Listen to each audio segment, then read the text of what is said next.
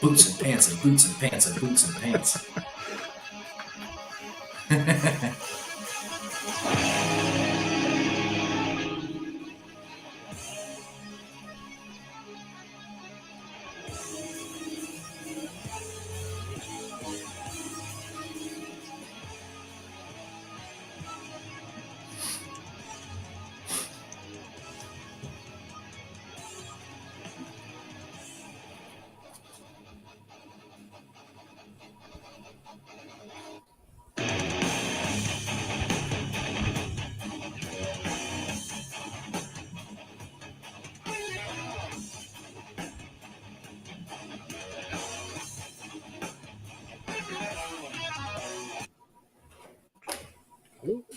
Right. Oh, here we go. All right. Hey, welcome to our normal Friday night edition of Metalheads Unite. If you missed last night, we had Drew Fortier on. Very, very good interview. Like, there was still a question I thought about today. I didn't ask him. I'm like, damn it. So, well, hell, he's following us now. You can always go ahead and send him the. Yeah. You can always go. Well, either that or write the question down for next time he comes on, and just make sure you ask it then. Yeah. Well, So I'd be willing because he said he'd be happy to come back, and I believe him. So. Oh yeah. It was really cool. I totally believe him. Drew's really a down to earth dude, man. It's a pretty cool. Absolutely. Talk to him, man.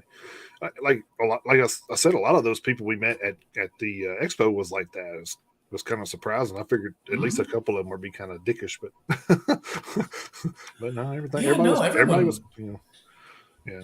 Jason McMasters I think Jason McMasters would have just co-hosted the show with us at some point. He might have actually. I think he might have.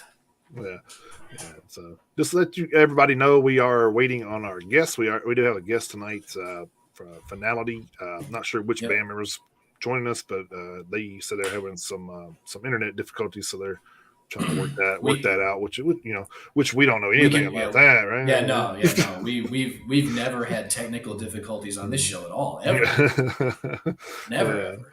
Yeah, so that's the purity of doing live shows, man. Just never know. You never know what happens. Right. So,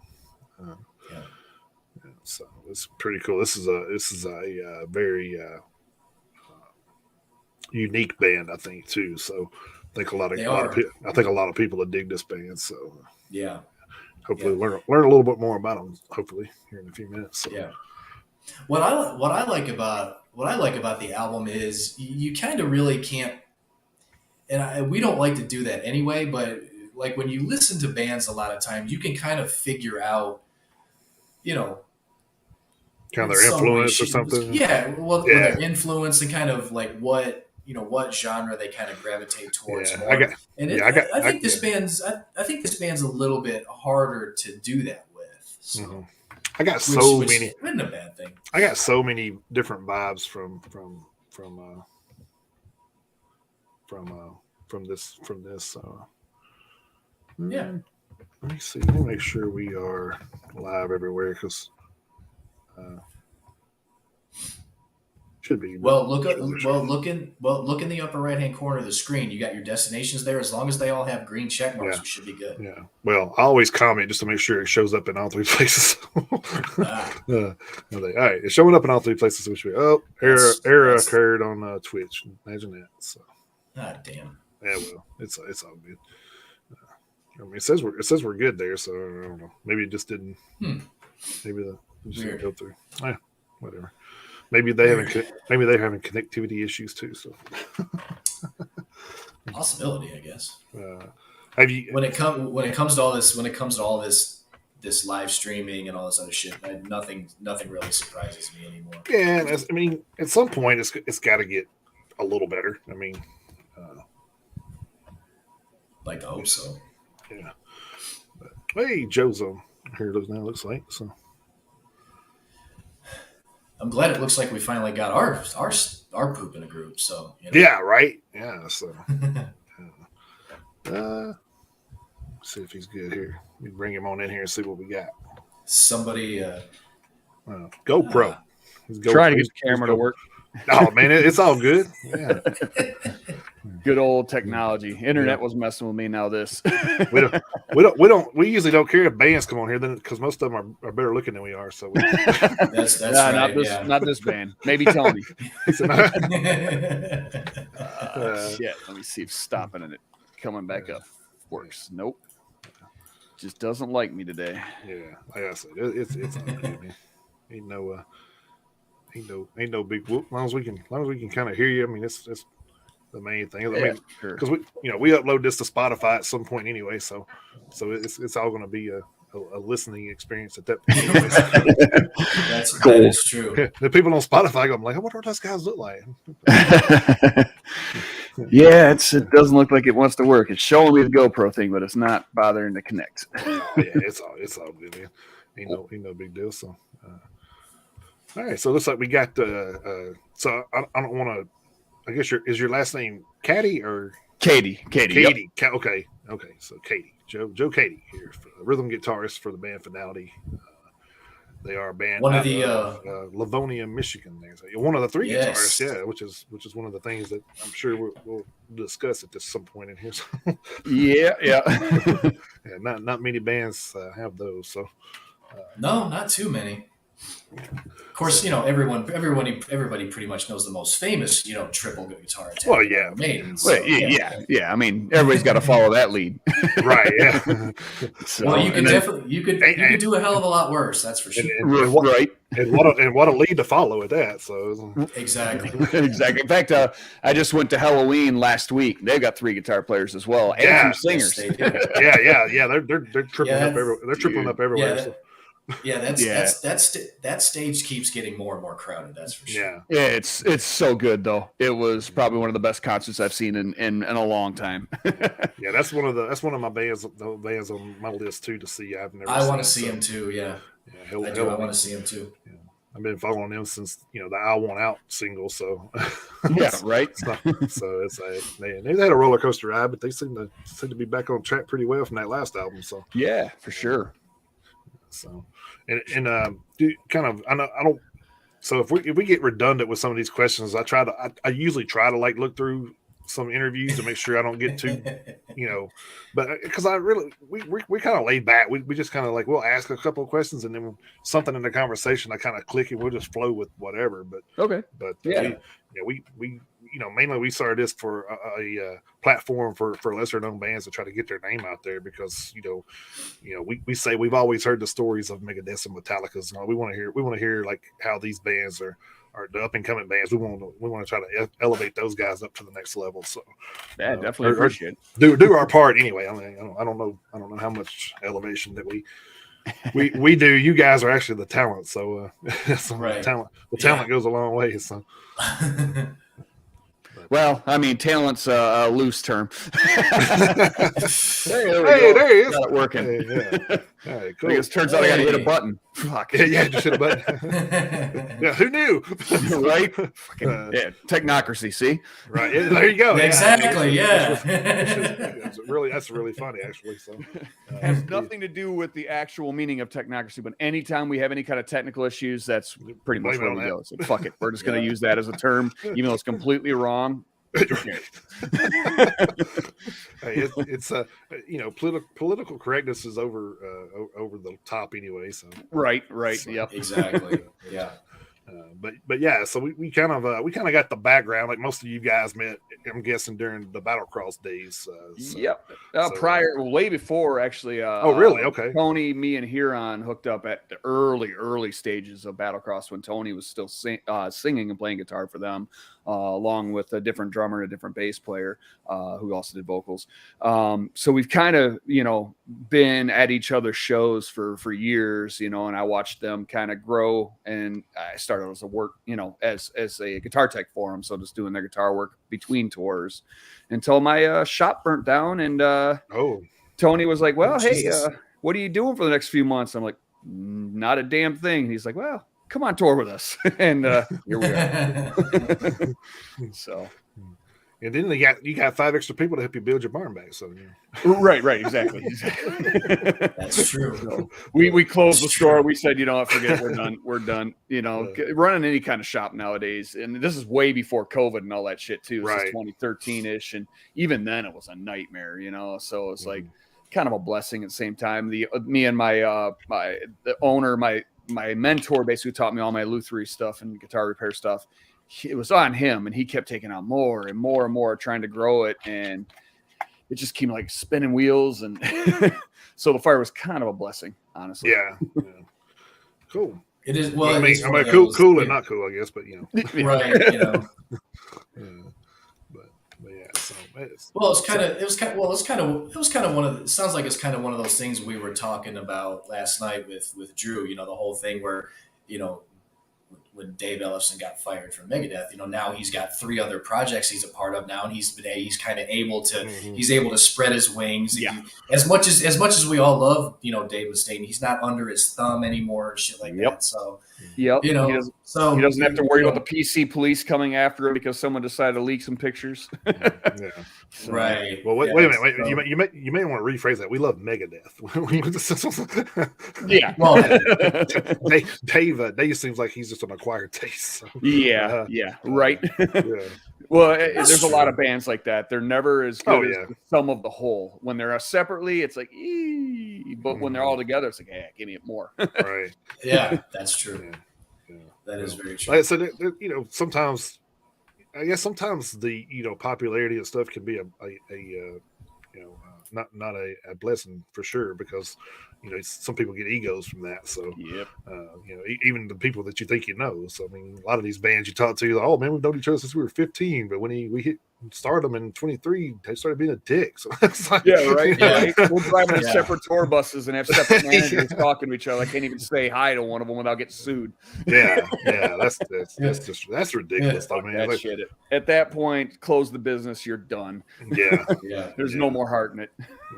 Well, I mean, it becomes too much like work at that point, I think. And I think music was made for people to have a release and have fun. So, it's so hard to get and not get roped into the big business side of it, because even as big as Battlecross got, the behind the scenes business side of it was just so much, and they had to take so much on their shoulders, and they were a relatively small band, so I can't imagine being Megadeth size when you've got a small city of people you're supporting to keep things going.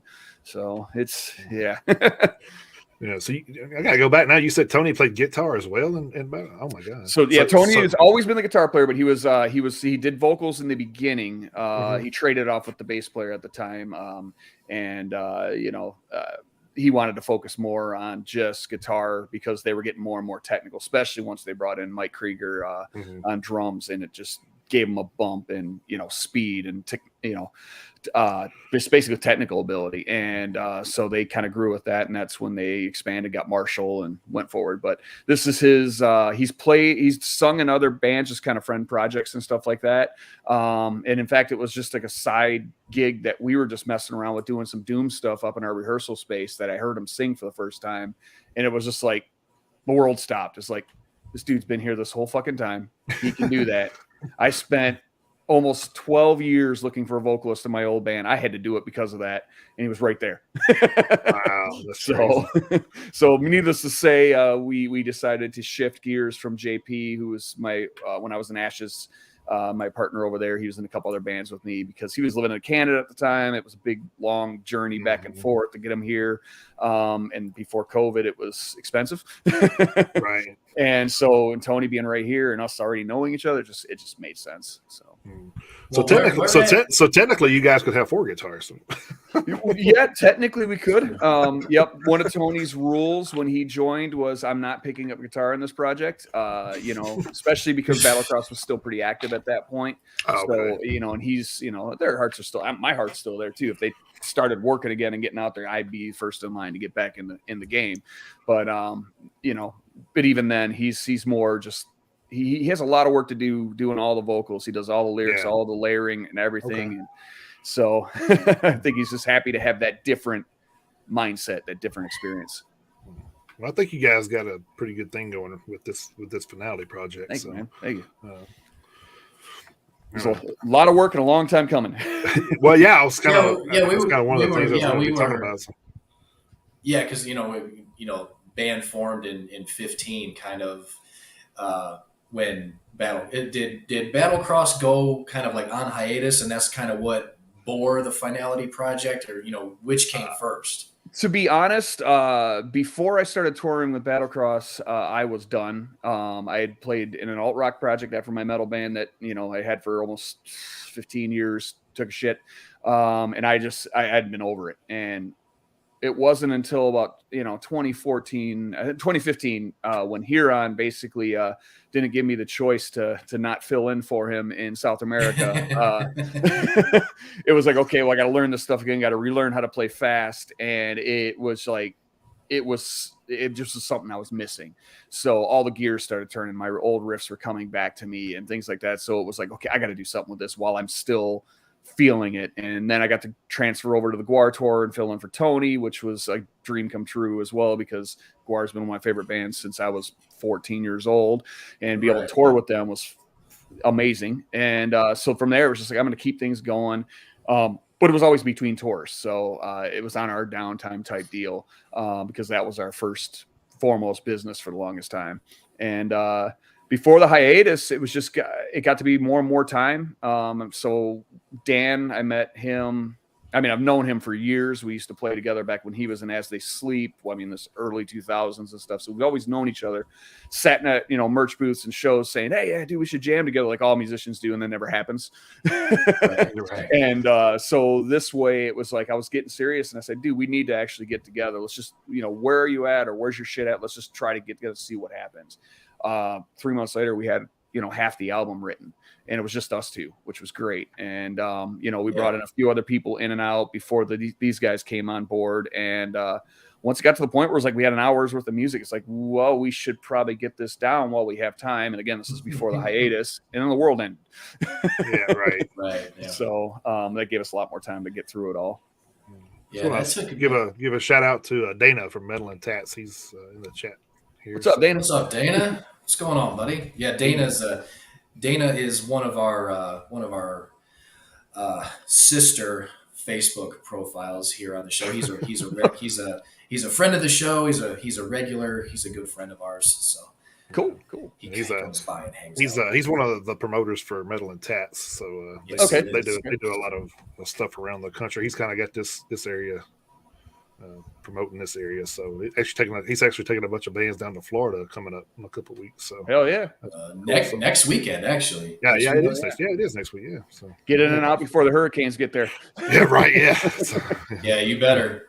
Especially since there's already a damn tropical storm that formed in the Gulf today. Yep. So, it doesn't take long. Yeah, that's why if I ever go to Florida, it's always in October, so everything's kind of died down. That's the best time to go anyway. Yeah, I got family living down there, so I hear about it and see it, and sometimes I'm down there. And when we were on the road, Don was kind of our weatherman. And he always kind of give us, "Hey guys, we need to avoid this and such," because there's been times we were driving right towards the shit, like because the van had to get to point B where the show was, and we ain't stopping. We don't cancel. Yeah. I've been there before. That's good sure. policy. I drove through 2 tornado warnings getting to a booking one time. So nice. And then the promoter was bitching at me. I'm like, motherfucker, I just drove through 2 fucking storms to get here. Shut the fuck up. Right. Typical.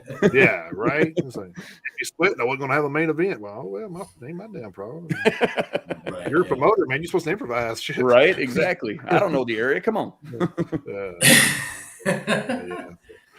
But actually, if you can't tell, Chris is from Ann Arbor up there, so he's got the Red Wings jersey going over there. So, oh yeah.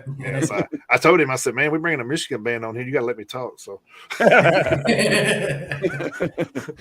Yeah. I don't remember who it was. I think we were talking to one of the Swedish bands we talked to, and they got to talking about hockey, and I'm just sitting back here going, "All right." Oh yeah, sit back. Yep, I've been in that position many times. I'm not much of a sports ball person, so everybody will start talking whatever their thing is, and I'm just like, "Hey, cool. I'm just gonna hang out here." And yep, the last time I watched a game was probably the 1992 Pistons. All right, yes. Okay, there you go. That is my basketball team. I do like I've always liked the Detroit Pistons. Yeah. So It's just too bad they've been garbage for like the last 15 years. Well, yeah, but I mean, Heard. I kind of followed Isaiah when Thomas when he was there, so. Oh yeah. So that's kind of how far back that goes. I had the whole like Detroit Bad Boys T-shirts and stuff. I was hot shit, in school. So same. That was back before I found music, and when I found music, it was like, hey, this shit can go away. I'm going to do this. Yeah. Well, it actually is kind of difficult to because as big of a hockey fan as Red Wing fan as I am, and it's really hard to kind of. That's why the summer's great because there's no sport. I don't give a shit about baseball. So hockey's not going on. The Wolverines and the Lions aren't playing, so I can just focus on this right now completely. It's kind of hard when the Red Wings play 82 games a year, and then when the Lions start, they got 17 weeks. The Wolverines start, they got 12, potentially 13, 14 weeks. It's hard to find a balance. Yep. It's hard to find a balance sometimes. But I mean, before modern pro wrestling took a shit and went stupid, I was, a huge wrestling fan. So from like the age of 5 until, God knows when.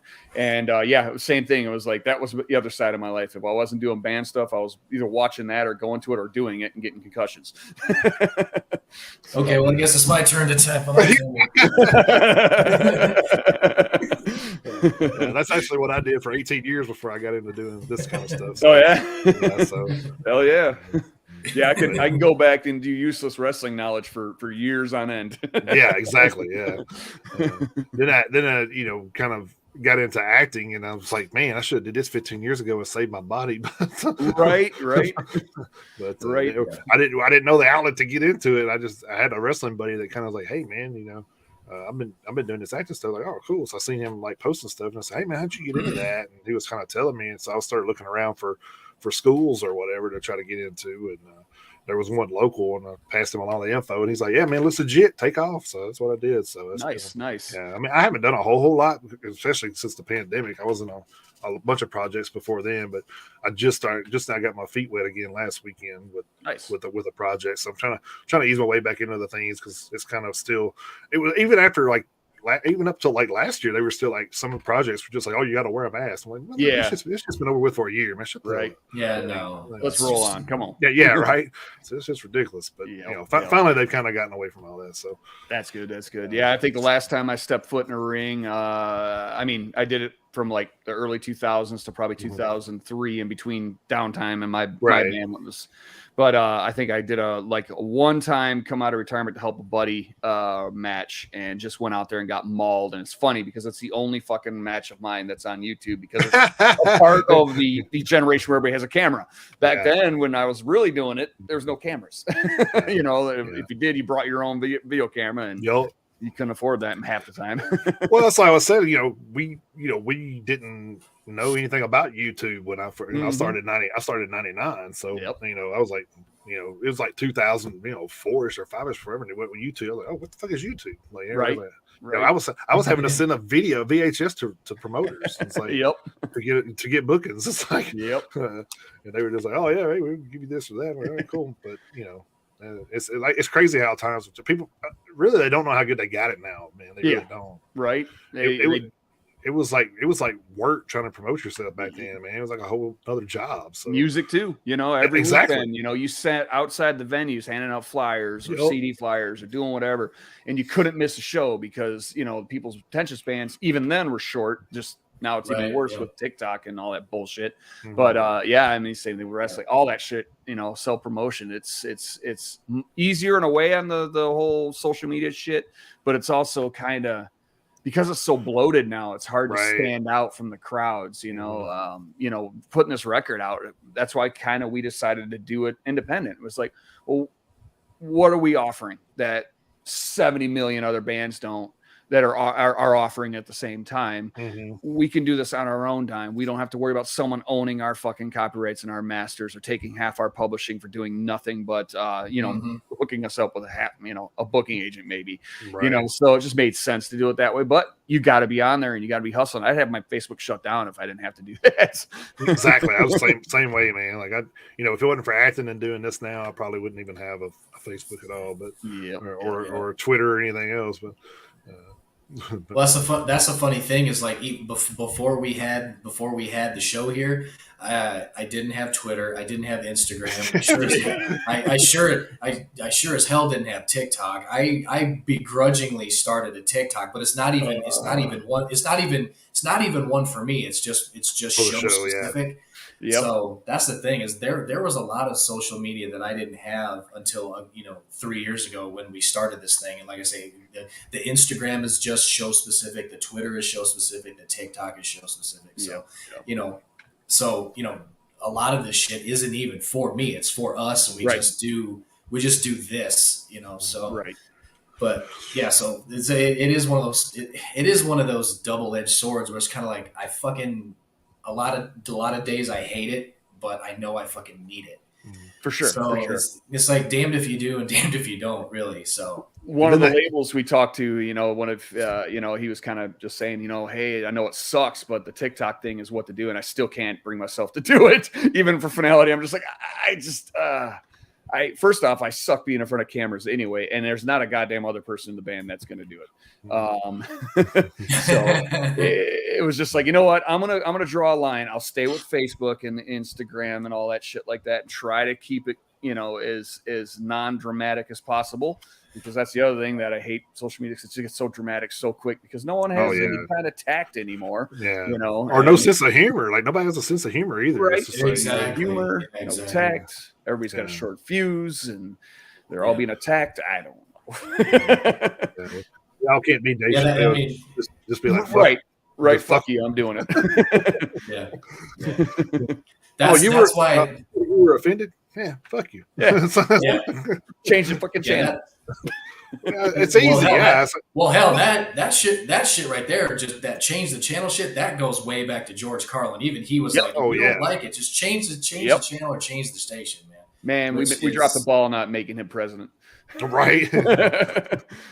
I just wish he was still alive right now. He'd have a fucking field day. Dude, could you imagine the pandemic with him? Oh, God. He would do shows out of spite. Yep. And they'd probably pack them still, too. That's the thing. Oh, yeah. Which was crazy because, there wasn't nothing. He'd still be a draw. Well, anybody that was willing to stick their neck out and do anything at that point, you would draw because there wasn't nothing going on. Yeah. So, hell, you could probably do a concert in a bowling alley at that point. Draw 300 people. So, just because there wasn't nothing going on. So. Yep, and it only lasted about 6 months. Now here we're at the point where people are like, I'll come see the next show, and sure enough, yeah. You weren't there the next show, man. I'll be the next show. Here we go again. But I've definitely made up for the 2 years that I missed. Sure, me too. I've been away to me. Like I was looking through pictures while ago to put in the background on this, and I'm just like, I don't even know where that was taken. Nice. I can't even remember. I'm like, where the fuck was that at? It's not all bad. I got to see Halloween and Borknagar post-pandemic, which I've written off never being able to see them ever. So they came through town, and that was like, geez. So Queensrÿche. I just seen Queensrÿche. That was one of mine. I still haven't seen them with Todd singing. Oh, it was so good, dude. He's awesome. Like if you closed your eyes, you would think Jeff was still singing those songs from Empire and stuff. Man, there wasn't that much of a difference, honestly. Nice.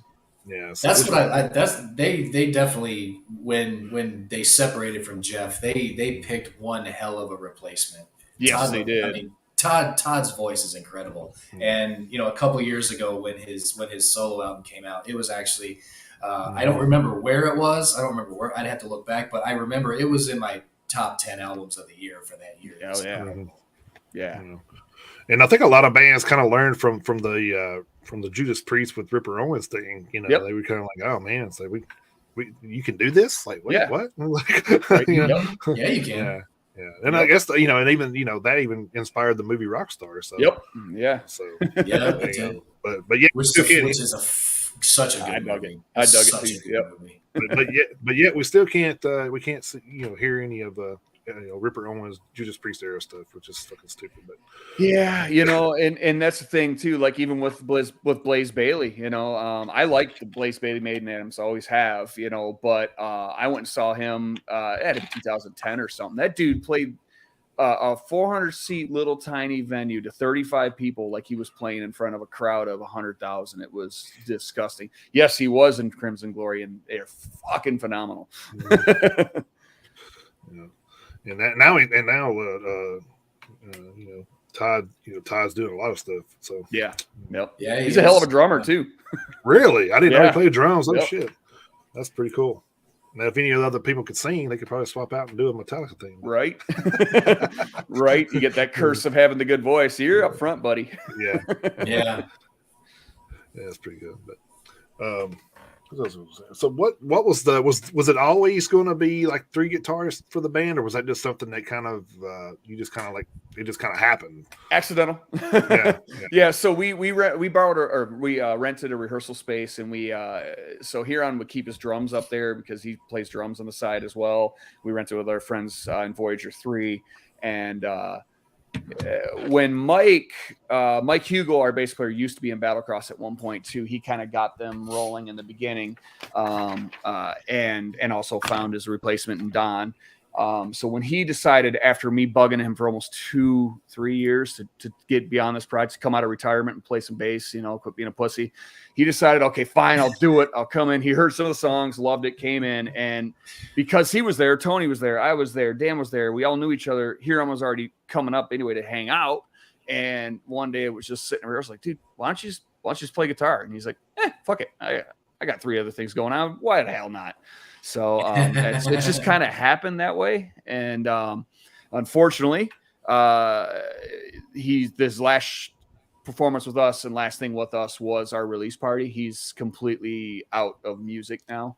That's kind of what part of the catalyst of the Battlecross hiatus is. Huron's taken some time for himself. He's done nothing but bands for his whole life and doing everything band-wise. I think he's at that point where he's like, dude, I need to see if, what else is out there for me. And, right. It sucks, but it also at the same time, no one is in this industry has earned it more than he has. He kept the wheels on that bus going. Even the short time he's with us, he did a ton of stuff behind the scenes, just keeping me fucking sane was a huge part of it. So technically he's not in, but I'm not taking him off any of the websites and shit like that because I was about to say he still shows up on your guys' bio page on Encyclopedia Metallum. So yeah, so he still until someone takes him off, I can't bring myself to do it.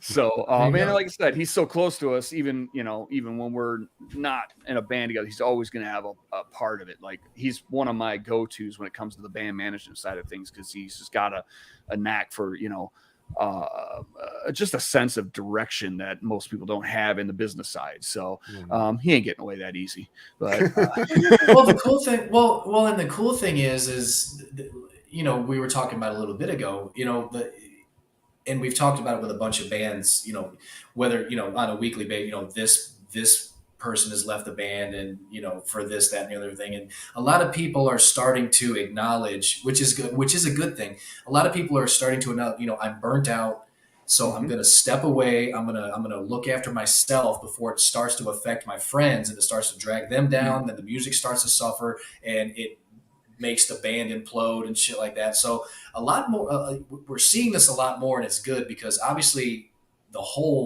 as a whole, the mental health thing most in important general, thing. Right. It does. It needs to be. It's starting to become more and more of a thing where people are starting to pay attention to it, and it's good because we need to. Yes.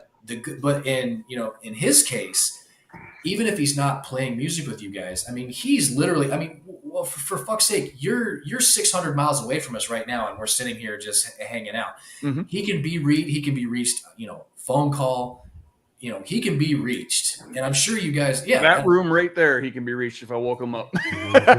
Oh wow! so there you go, there you go. So, At least for the next yeah, few I mean, months.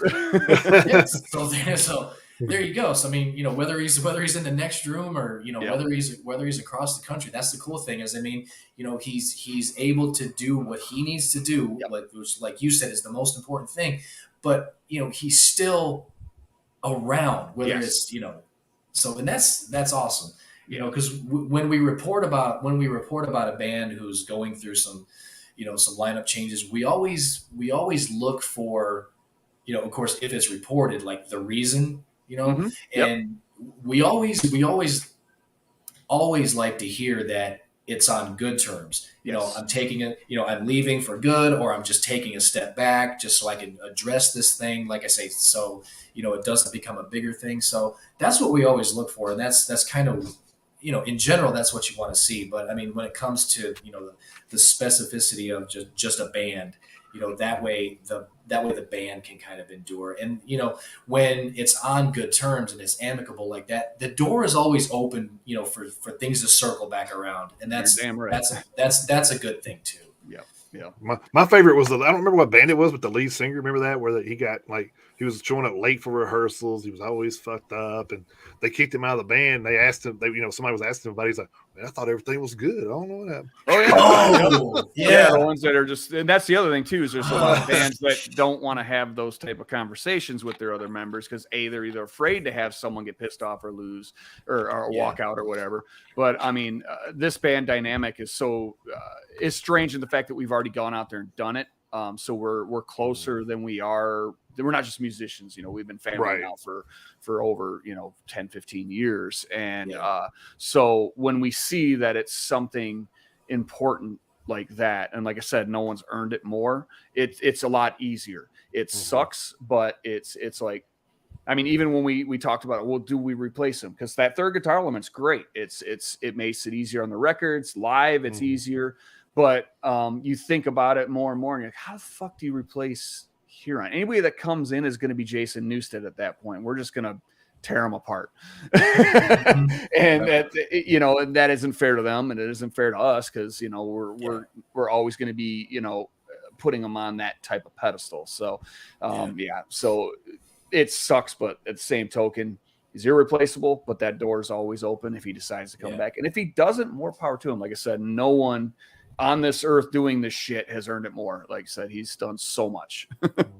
Yeah, and to a lesser extent, you also have to worry about the new guy coming in and just upsetting chemistry. Yeah. Yeah. When you have chemistry like that, when you have a tight knit unit like that, and I say this never having been in a band, but I mean, following who we followed, to the extent we followed some of these guys. I mean, you read about it and you can see it and you can feel it in the work.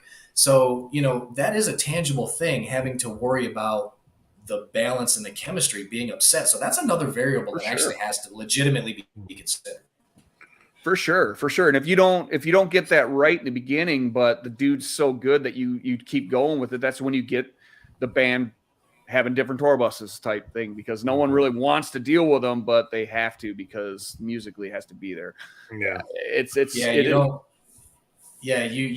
you get to the point where you're like reinventing the Steel era Pantera, where they're recording, they sent everything to Phil, just put your vocals over this, and we might see you when the album comes out. You definitely don't want to get to that point. No, you're not a band at that point. It's just not. It's just no point.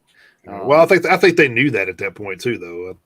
Well, I think so. But yeah, because Damage Plan was 4 or 5 years after that. So it wasn't long. But like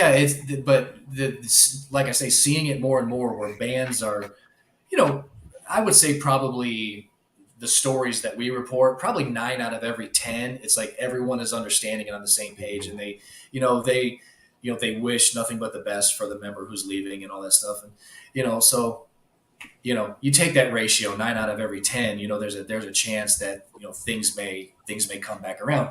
But, there's always, for every, for every finality and stuff like that, there's always one Fear Factory. There's always got to be Yep. one Fear Factory in Oh there my somewhere. God. Yep. Hey, I'm gonna boot out Burton, and now I'm gonna go on tour, and then Burton pops back up. I'm gonna go play a bunch of Fear Factory tunes. Like, dude, come on. You just spent the past 2 years fucking ragging on them, and you're gonna go out and play their songs because you need a cash grab. Fuck off. Yeah. I mean, sorry, Burton, but dude, seriously. And we talked about this last night because Drew Fortier was on last night, and he actually was going to do a documentary on those guys, and of course they never got finalized to release or anything because there was so much turmoil in the band, I guess. But honestly, that's a documentary I'd like to see at this I point. would too. Yeah. I would like to see. He said it'd probably never see the light of day. So Put all 3 or 4 of them back in one room together, get Raymond and everybody back in there. That would be it'd be an interesting video. Yeah, it would. We just put Burton and Dino in the celebrity boxing or something. Exactly, right? Just get it over with. There you go, dude. You guys should do Metalhead boxing, celebrity boxing. Yeah. Take it along, have them duke it out. Honestly, if we set up some sort of show like that and just had it like sanctioned and kind of monitored, there's actually quite a few feuds I can probably. Oh yeah. You could probably do some research on and get a couple guys in the ring to duke it out. I mean, sometimes it takes kind of giving each other a black eye to realize what the fuck are we fighting for, and to be able to do it on video. There you go. We finally give Dave Mustaine his shot at James, I guess. Oh man, dude, that'd be like we could probably freaking sell out pay-per-view over around the world.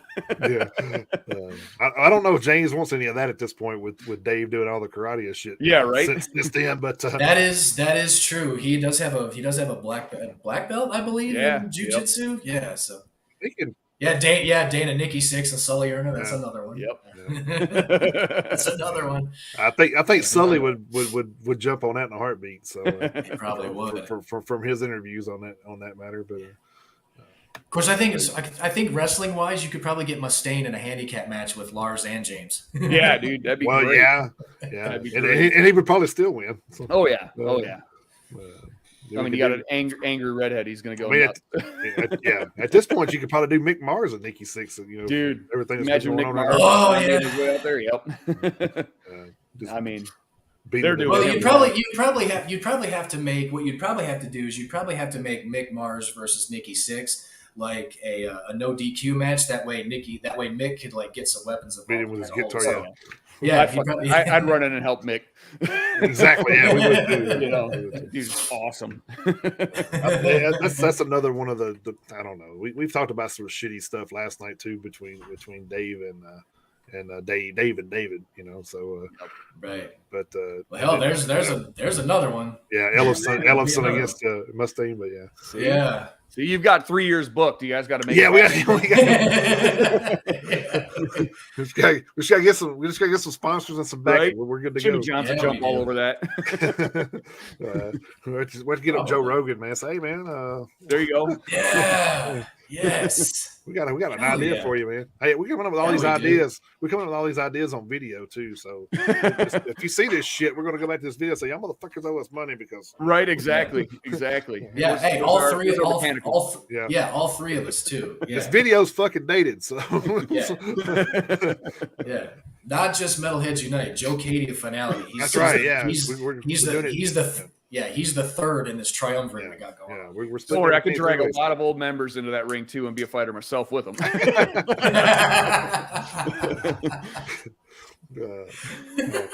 I ain't good for much, but maybe reffing these days. So I guess I'll ref everything. So yeah, that's fine. Oh, there you go. Yeah, there you go.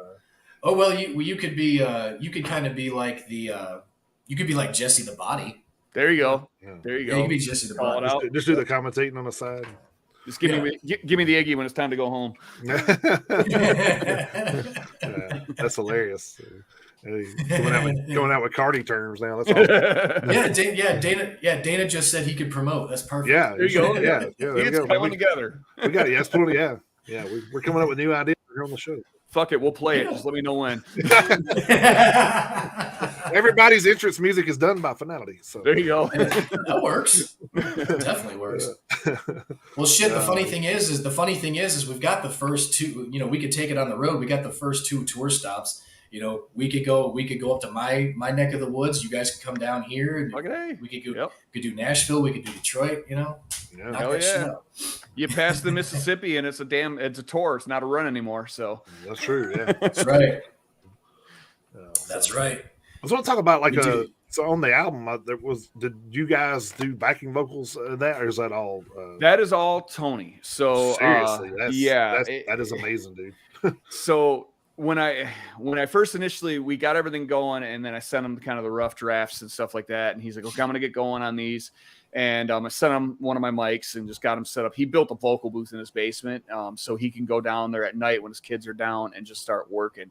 And I just kind of gave him this heads up. I was like, hey, dude, just if you think you've got enough, do 8 more takes.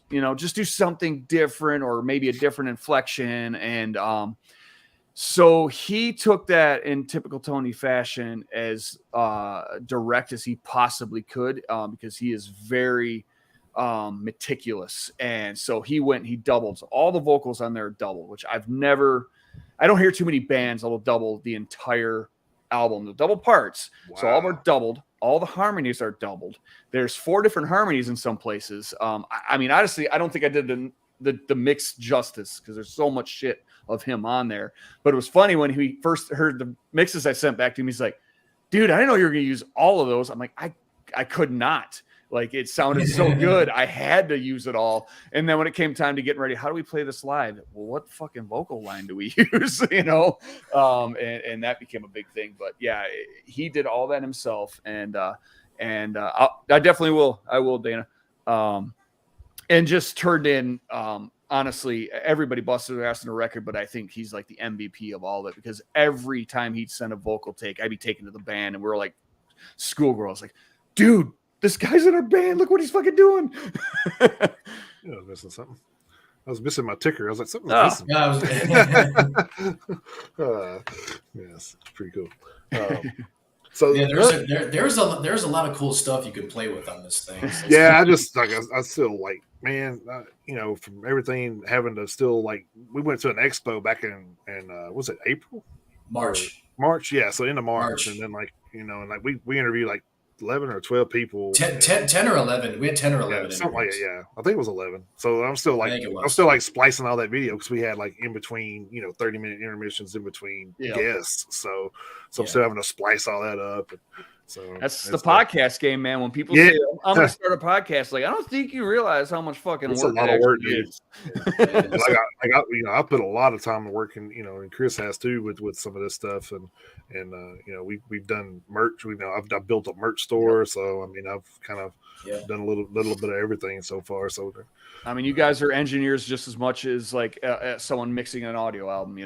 You're still doing the same amount of work and the same stuff, because if it doesn't happen, it doesn't come out nearly as good as it could. Right. So, right. And, speaking of that, I just want to give a shout out real quick, because we've had multiple bands that send us demos and stuff from stuff coming up, and we appreciate that those guys are valuing our opinion on that. So, hell yeah. I seen the first one. I said, "Damn, we've made it, man. We're getting demos." Hell yeah, yeah. People are actually starting to find us. That's awesome. That's a pretty goddamn. That's a cool feeling when people are starting to actually find us. Because we've been doing all the legwork ourselves for basically the first 2.5. Well, this is actually 2.5 years. We're halfway through our 3rd year. So we've been doing all the legwork ourselves, and it's been a blast. It really has. But now that people are starting to find us, it's actually kind of like this. It's kind of becoming like a real thing. It's always been a real thing, but it validates what we're doing. That's a little more apt. Yeah. Well, I mean, when we started this thing, we never would have thought that we would have been interviewing bands in our second year last year. Yeah. And it was kind of like, wow, I was like, this is cool. And then we just kind of keep carrying it over. And like, we're already at interviews this year from the total last year. So Nice. so just so I mean, as long as it keeps growing, I think we're doing the right thing. So oh yeah, man, congrats. That's always. If you can get something to grow, that's the best part of anything creative. If it starts to grow and other people start seeing it, and like I said, your hard work becomes validated at the point. A lot of us do this just for ourselves, but at the same token, when you get that a little extra, like fuck, someone in the Netherlands is listening to my shit right now, and they, how the fuck did that happen? That was actually one of the strange things. Because like when we first started this thing 3 years ago, we were on a very, very small platform, and we were happy to get 100 people to listen in a week's time, not even like while we were on the air. So we were happy to get like 100 people to listen. And I remember the first time that we had a listener check in, and they were from Scotland. It's like, get the fuck out of here! Are you serious right now?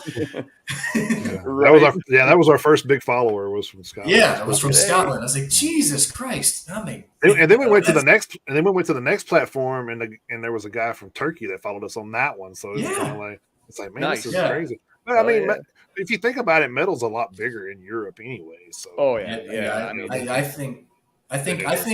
think overall it is. I really do.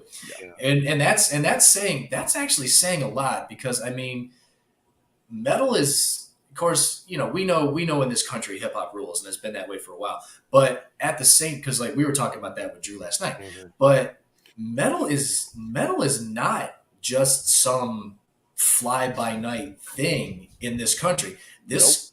So for it to be even bigger in Europe, that says a lot for the state of heavy metal here. Yeah, and we, Jason and I, we've talked about on the show before. We are of the opinion that as far as music genres, heavy metal is the most diverse and most international musical genre of all of them. You can find metal bands from basically every continent that has humans on it. Yep. You can't say that about really any other musical genre. Not at all. So, so from that aspect, we're kind of special, and I love that. I really do. Yeah, me too. I mean, most of the bands I listen to are European, and I think listen to a lot of European bands. If you think about it, though, there's more metalheads over there because there's less people. Right. So you've got more people into one thing. It becomes more of a wildfire. More people are gonna be like, "Oh fuck, that does sound cool. I'm gonna listen because my friends do," and it grows from there. And then you don't have the vastness of the USA, to spread across. You've got Finland. It's only however many miles wide and however many miles long, and everybody lives in one area. It's easier to get people excited. We've got to really prove ourselves over here, and we're the home of the capitalist central, so everybody's trying to make money off it. So what happens is we get force fed a lot of the homogenized fucking shit that they want you to hear rather than artists a lot of times. And I mean, I respect anybody who gets up there and plays, but I definitely, there's a difference between an artist and a musician sometimes. But I think Europe has a lot more of that, but they give them more free reign. They haven't killed music off in their schools. They're still teaching classical music in their schools. Most European countries are doing English as a second language because they know they're not the center of the fucking world like the U.S. can imagine they are. That's true. We actually talked. We've talked to a few. We've actually talked to quite. Man, I don't know how many, but I would say probably, what would you say, Jason? Probably at least half of the bands we've talked to have been from Scandinavia. I know we've got at least 5 or 6 bands we talked to just from Sweden alone. So awesome. Yeah. So I mean, we've talked to quite a few bands from Sweden, and we talked to a band at least 2 from Germany. Hell yeah. Yeah. Yeah. So, and we talked to a band, we actually interviewed a band from Finland not too long ago, and they were talking about there's only 5 million people in the entire country. Mm-hmm. In the entire country, so it's like Texas. It's up the road. That's Detroit. Yeah. Oh yeah. Well, hell, Finland is basically, let's see. I mean, pick one of the metropolitan centers in this country, and that like Dallas Yep. or Houston, or I mean, You got that many people there, hell, so- New York has 4 to 5 times the population of an entire country in Europe. It's insane. Yep. So Well, the bad thing about New York is it's the same size as Finland, and it's still got that many people. Right. They're stacking them on top of each other. Yeah. they really are. But that being said, doing the tours with Battlecross, there's something to be said about the American metal fan. When they latch on, it becomes almost religious. You know, we've had so many fans out there they treat crew like me like we're family and part of the band, and bring us, whatever we need. If they found out we were lacking anything, we one time said we got a shitty kind of rider on a tour at the beginning of a tour, and we were not getting much beer. By the end of that tour, we could have opened a damn beer store out of our trailer. They brought us so much shit. Don literally walked home with a freaking Santa sack full of beer and the biggest grin on his face. So, but that was because these American fans are just so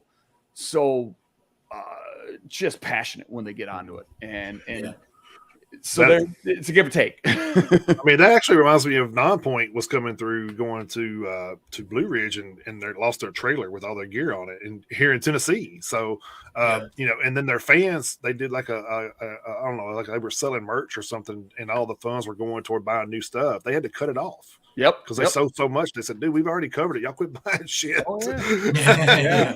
I mean, the fans kept Crypta out of complete disaster. Those girls went through. And not to mention that the people who actually lost their lives or were injured in that tornado have all met or exceeded their numbers right now, which is I heard awesome. about that. I heard about that shit is what I think this whole thing should be about, is we come together for the music, the art of it, but we come together and metal becomes a brotherhood, just like we're all on the same team. You got every now and then you got the dickhead skinhead out there just shouldn't be there. But for the most part, I mean, yeah. Well, I just hate that we get labeled though as this big, anti, we're Satans and isms and all this other bullshit. Yeah. And it's like we don't help people and stuff. But yet Corey Taylor's running a thing and funding a fucking what was it? Was it a cat thing or something? I think he was running. John Donald Tardy does. He has a cat rescue as well. Yeah, that's what I was saying. Like, that's oh my god, they're rescuing cats. These metalheads. What are we gonna do? People fear what they don't understand, man, and it becomes irrational. I mean, it's music. It's a release, And I mean, you got more people that get drunk and beat their fucking wives listening to country than you do in metal. Again, right? It's yeah. But that's sad. But there was. I was going to talk a little bit about that album cover too. Is that who designed that? So that is artwork, all of our artwork throughout Everything Finality right now has been done by Jason Cessna, who is in the band Astralborn. He was in Hammer Horde. Just a close friend of mine that I've known for years. He started doing digital art for his stuff and some other bands. So he was kind of like a first choice. I want to give him a shot. And I remember, so Tony and I kind of had this concept of what we wanted to do with the cover and just gave him a real loose idea. And it was only a few weeks later that he sent that back, and it was just like jaw dropping. Like this, the colors first off just tend to pop because it's not just all black. That's kind of like what I was going to say too. Yeah, the blues and it kind of got the theme of the space thing. Yeah, sure, the dude sort of looks like Dr. Manhattan, but you know what? Yeah, he does. Yeah, but that's what it is. I kept saying, I was like, man, it looks familiar. That's what it is. Okay. Yep. But that's cool as shit, though. It is cool. Awesome. Yeah, I mean, that's what I dug about it. I could look at it, and I dug it so much that I went and got a festival banner made for it because I wanted that artwork just as big as I possibly could. So I've got this 12-foot by 10-foot banner of that artwork that we can't fit on most stages just because I wanted to have something that big hang up around the house. So needless to say, Jason knocked it out of the park for us on everything artistic wise,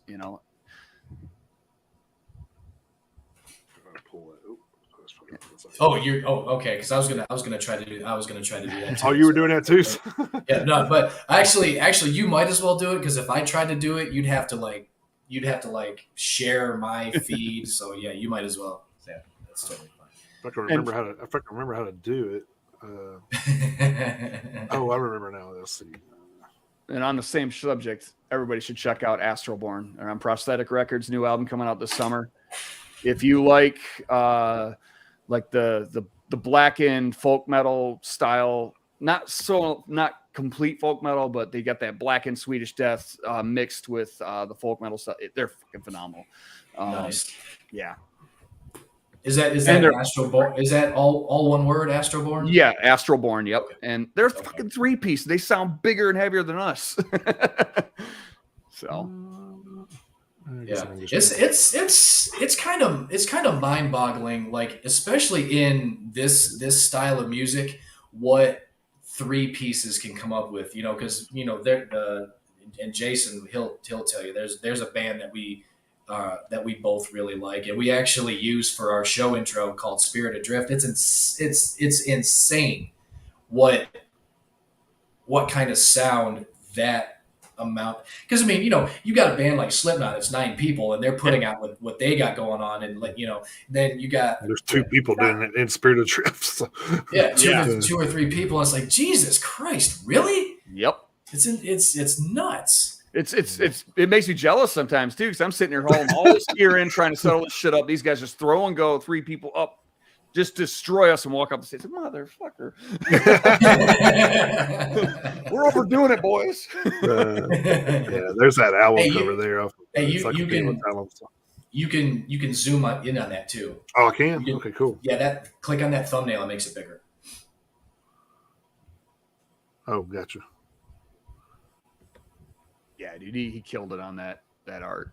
It was actually kind of funny. Our merch provider, the dude who was doing our merch for us, he was commenting the same thing. He's like, dude, these colors just look so great coming off the press. I'm so happy not to be doing just a black metal t-shirt with a white logo or, or skulls and that's it on it. And he's like, it was interesting to see. It's kind of cool. I don't blew this thing up so damn big.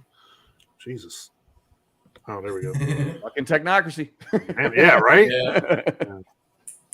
I'll do it again. So, well, I mean, while he's getting that back up, I mean, kind of, tell us. I mean, obviously, I think we kind of know the overall theme, but like, where did the inspiration come from for the name of the album and how it ties into to the cover? That was actually something Dan, our drummer, came up with at a rehearsal one day. He was just sitting there, kind of, just we're bullshitting, and he was just out of nowhere. He's like, dude, we should do a song based off of technocracy and call it Technocracy. I've been reading up on this shit and stuff like that. And we're like, we kind of looked at it. I was like, that's kind of cool. And then we all kind of looked into it and saw the different facets of it. And I think that kind of inspired Tony to kind of go with it. Once we had a song together, we're like, okay, this one's going to be Technocracy. He was able to go and write his lyrics based around mankind's relying on machines. Like I said, it's not exactly what the definition of it would be, but it fits that idea better than going out saying this is Terminator 2 Judgment Day. Well, I mean, we're kind of, I mean, it kind of fits with some of the stuff that's been going on recently, though. I mean, with all the AI crap they've been talking about. It's kind of prophetic in that way, and I like it. And Tony too is a big proponent of get the fuck away from your TV, get the fuck away from your computer, go outside, do something that doesn't involve staring at a screen. And he's really kind of gung-ho about that. And I think he was able to kind of get that around through in the lyrics of, like, say, Malevolence and Technocracy, because both those, Malevolence is about, a lot of it's about, the social media mind control and things like that, and how it's just tearing our society apart because no one can think for them fucking selves anymore. So that's 100% true. It's 100% true. Now, see, there you go. I was going to say, if you click on the thumbnail, it does kind of. I know what you were talking about. I know what you were talking about now. So okay. Yeah. There it goes. It went off when I have to stay on. I have to stay on it or it goes off for some reason, which is Metal Archives. Yeah. But anyway.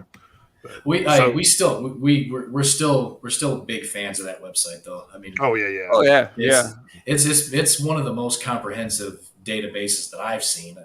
So They put us through the ringer to get on it. I tried to get us submitted last year, and they would not even look at it unless we had the album out. I had the video done. I sent them ahead of the time. I had sent them links to the video and the release, pending and all that. And they still were like, "No, fuck you. We're not putting it up until the album's out." And I'm like, "Okay." So I stopped submitting until like literally the Monday after the album came out. And I'm like, "All right, if they reject it this fucking time."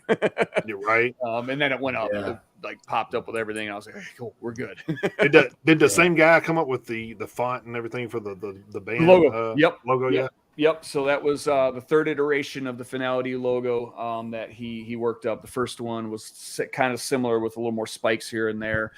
Tony thought it said Finale at one point, so, or Finale or whatever. Yeah. So he had him change that, but then he went to like this like kind of like the way Metallica streamlined their logo at one point. Right. He did something like that for us, which we ran with for a minute, but then he came back with this one. And honestly, for me, it was the centralized, that Alpha Omega thing is right. Yes. That's exactly what I was going. That's exactly what I was going to say. That kind of was what stood out. So yeah, and the way he blended that in, because I'm a big person of having those type of like those little symbols that will link your brain to the band. You see Metallica M, it's Metallica. You see even Battlecross had that saw blade glyph. You see that, it's a Battlecross thing, and you can brand it everywhere. So but yeah, Jay did all that. Jason did everything on that. And put up with us being divas, like, I don't know, that one area here is not really right. He's probably like, God damn it, I'm working for near nothing here, guys. That's pretty cool. So I do like the symmetry of it with that symbol right smack in the middle. I do love that. Same. That's a drawable logo, and that's what I wanted. I wanted to be able, like, if it's for me in the early '90s, and I found that logo, it'd be on every fucking math book I have in high school. Yeah, exactly. Yeah, but I mean, if you were just like going through and you didn't know who the band were, but you were in the metal section and seen that, it would pop out at you. I mean, that's kind of, it would. Yeah. I've come across a lot of bands like that. I was like, man, that's a badass logo. And then, wound up being a band that I was like, oh man, this is some badass music. So that's a funny thing, is it doesn't really matter, especially if someone who's just discovering you, it doesn't really matter how. If it's something like that draws your eye to it, then it's important and it matters. So there's a lot to be said in designing something that's just not, Helvetica font that just says Finality on it. Right. Insert band name here. So I mean, it's not just throw it on a poster and just put it out. There's a lot that can really make or break it. So I mean, it's not just the band name, it's not just the font, it's not just the album cover. So, you gotta really look at all of it, especially because in terms of branding and something like Jason said, something that's going to stick in people's minds. Yeah, I mean, you gotta give them that other piece of the puzzle. I just recently became a vinyl fan because I love having that art in my hand and checking it out like that, because I could see the layout of the album, the freaking song list. It was created that way usually because a label or the band thought that's how the song should flow together, and it got completely ruined with Spotify and things like that, where you just select one or two songs or put it on shuffle. That's why I kind of enjoy going back to that. But the art is a big part of it. If I see a piece of art that jumps out at me, you're 9 times out of 10 more likely to get a sale out of me than something I can't latch onto, something that doesn't catch your eye. And I mean, none of us are artistic in that way anyway, but there's people out there who are. You just got to make that connection. Even if you're a smaller band like us, you got to put that professional presentation out there, because if someone's going to give us their fucking time to listen to even 3 minutes of our song, or even 30 seconds of our song, I want to make sure the whole package is there for them to draw them in and at least give them something that doesn't insult them. Well, every song on the album on Spotify is, 3 of those plays were from me. So oh yeah, awesome. The whole album. Same. Yeah, same. I've gone through the album. I've gone through the album in its entirety, front to back, 3 times. Also, actually, maybe more than that, because I think I did the album review on that album. Didn't you I? did, yeah, you did. And then I've listened to it twice today. So that's just to try to brush up on it. Make sure I didn't miss anything. Or I can't even tell you how much I appreciate that. Yeah, well, I did too. That's good for what, 28 cents or something? Yeah, right. Exactly. I mean, Yeah. 0.0002 per listen. So, hey, we'll get $1 by the end of the year. It's going to be fucking great. Yeah, But that right there burns me up worse than anything, dude. That's why I does. try to tell people, I'm like, man, if you want to listen to Spotify to see if you like something, great.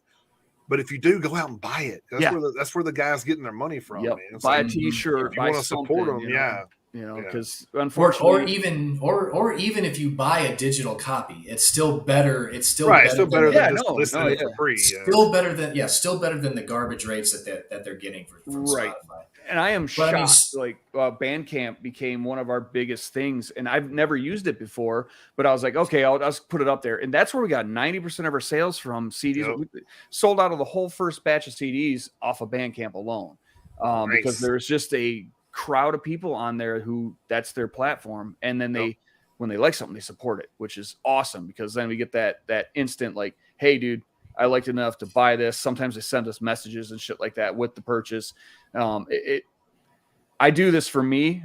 We all do, but at the same token, if I can get someone out there that they can latch onto it in any way, it moves them in any way, that makes all the effort, all the pain, everything just so worth it in the end, because it's like, well, fuck, man, I'm helping someone, feel something, which I mean, that's powerful shit. So I'm one of the world's worst. I'll spend more on merch than I do the damn tickets. Yep, me too. I always tell my wife, I said, we're going to a show. Don't leave without $200 in your, because at least that. Yep. I mean, and tip the merch guy, because man, he ain't getting paid much either. That's right. Yeah. You're right. Find out if the band takes their tips first. Oh, really? That's cross that on tour where the band takes percentage of the tips. Damn, I guess is that payback for the venue taking the percentage of their merch? No, I think a lot of it has to do with because they can tip on Square and shit like that. There are some bands that feel like they're owed it, But me, when I was out Battlecross, all the tip money went into someone's birthday to come up on the road. And I take all that tip money. We try to use that to get us something fucking cool to eat or do. So see, that makes sense. Yeah, that makes total sense. Yep. Or I got thrown in the hospital on one tour, and that same day the guys played without me, and they basically made the announcement on stage that hey, our TM merch guy is sick, he's in the hospital right now, he's gonna have some huge bills because we're uninsured. And dude, that show and the next show paid off almost the entire doctor bill, which was insane. Wow, that's crazy. I did not like when I came back. Gumby had this grin on his face. He's like, this is yours. And I open it up and it's just overflowing with extra. I was like, fuck, man. Could you at least have them sign something so I could thank everybody individually? You didn't have to fucking do that, which is cool. Yeah. Well, I mean, that's what you say. Like, the metal fans, they they're ride or die, man. Yep. Like, Yeah. But and I'm not. Of course, we're biased, but I'm sure there is some of that in other musical genres, but I don't know.